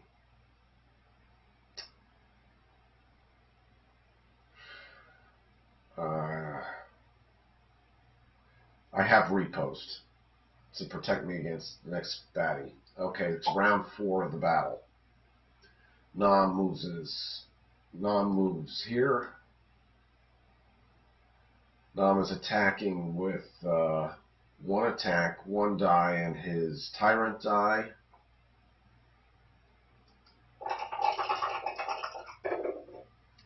He got 2 hits. 1 hit because of the shield. I have to use repost, don't I?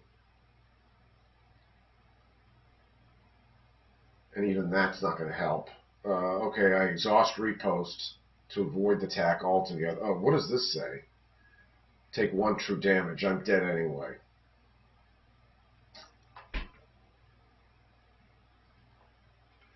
Yeah, doesn't matter. Okay, so Pickett's down. Pickett's gone. Well, wait a minute now. If Pickett uses his repost, he avoids the attack entirely. No, it's true damage. He can't block that. He's dead. Pickett's gone.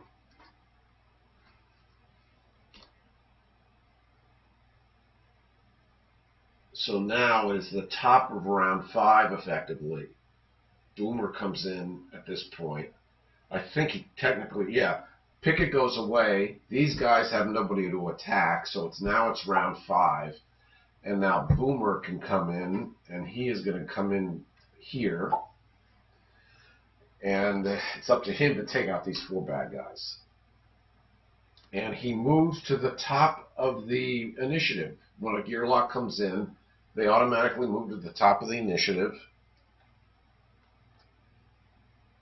So it's his turn to go. Oh, wait a minute. Picket never had a chance to throw. He did have a chance. He could have thrown his throwing axe on his last turn. He didn't. I forgot. I'm going to do it. I'm not sure. Who would he have thrown it at?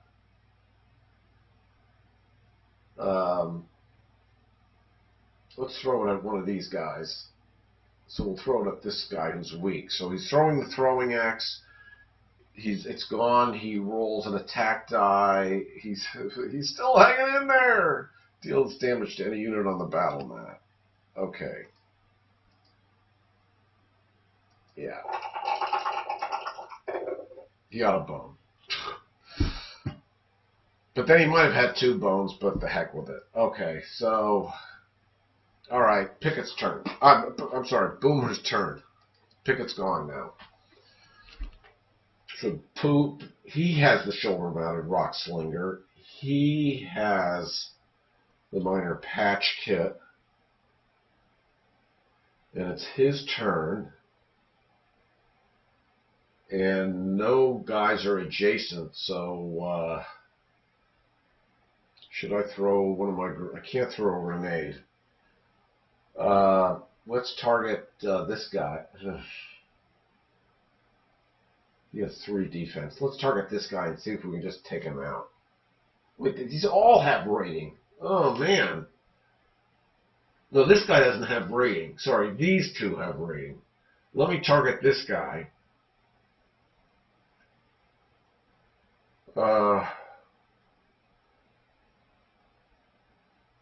We'll throw at him. He doesn't have any shields, so maybe 2. Maybe I don't have to waste a grenade yet. Well, I can't throw a grenade yet. So let me roll my bag of booms. Let me roll a defense. Targeting this guy.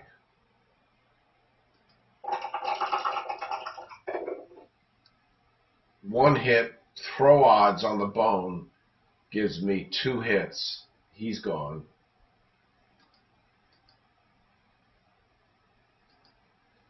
I got a defense. I got a boom. So this is gone now. But I got a boom. So I can now throw a grenade. Okay. Next up. Do I have to use the minor patch kit on my... Oh, that requires a bone. I'm not ready to use it anyway. Okay, green goes next. 2 spaces toward Boomer. And he rolls. He's rolling 1 attack die. He already has 1 defense on. 1 true damage plus 1 damage. That eats up the 1 damage. 1 true damage takes him down to 6.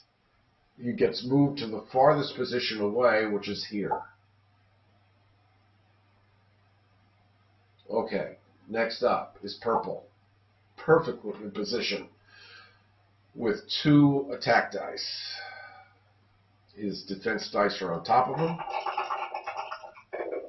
3 hits. 1, 2, 3. Yellow. What's yellow?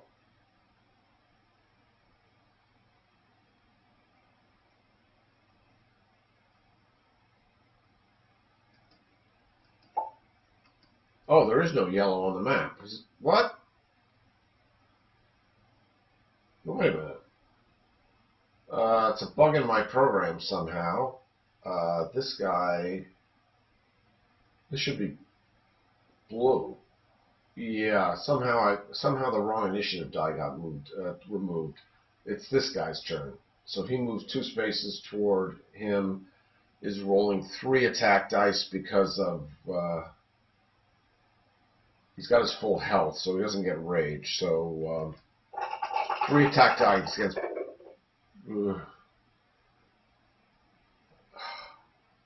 Wait a minute. Can this? No. Hold on a second. This guy attacked. He was ranged. That means he should have rolled his money. I don't think this matters. Roll 1 attack die immediately after being attacked by a ranged baddie. Apply damage to that baddie. 4 hits are pending. I think we can't defend against that. But I want to see what I would have gotten. I would have gotten a bone.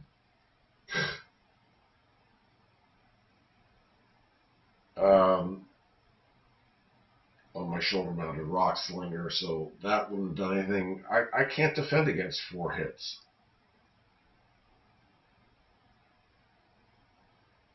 I think this is it. I think we just lost the game, folks. I don't have any defensive dice. That's it. Well, that was a kind of an anticlimactic ending. Sorry about that. But maybe it serves me right. Nam is a short game, but he is a tough guy to get rid of because of all that true damage and the fact that it's 1 Gearloc at a time. I would have probably been better off with Molnish or with Drellin. But in any event, I think I've showed you enough. So I hope you enjoyed this tutorial. It did go on a little long, but you got to see how this game plays. It is great. It is a great game. There's nothing like having those dice in your hand and throwing them. And it is nice to have the computer to remind you not to miss a step. But when you're playing with other players, it's unlikely that that's going to happen because everybody sort of has looking out. If they know how the game works, they're watching to make sure that nothing has been missed. I think pretty much showed you everything. I hope you enjoyed this. Thanks, everybody, for watching. Bye-bye for now.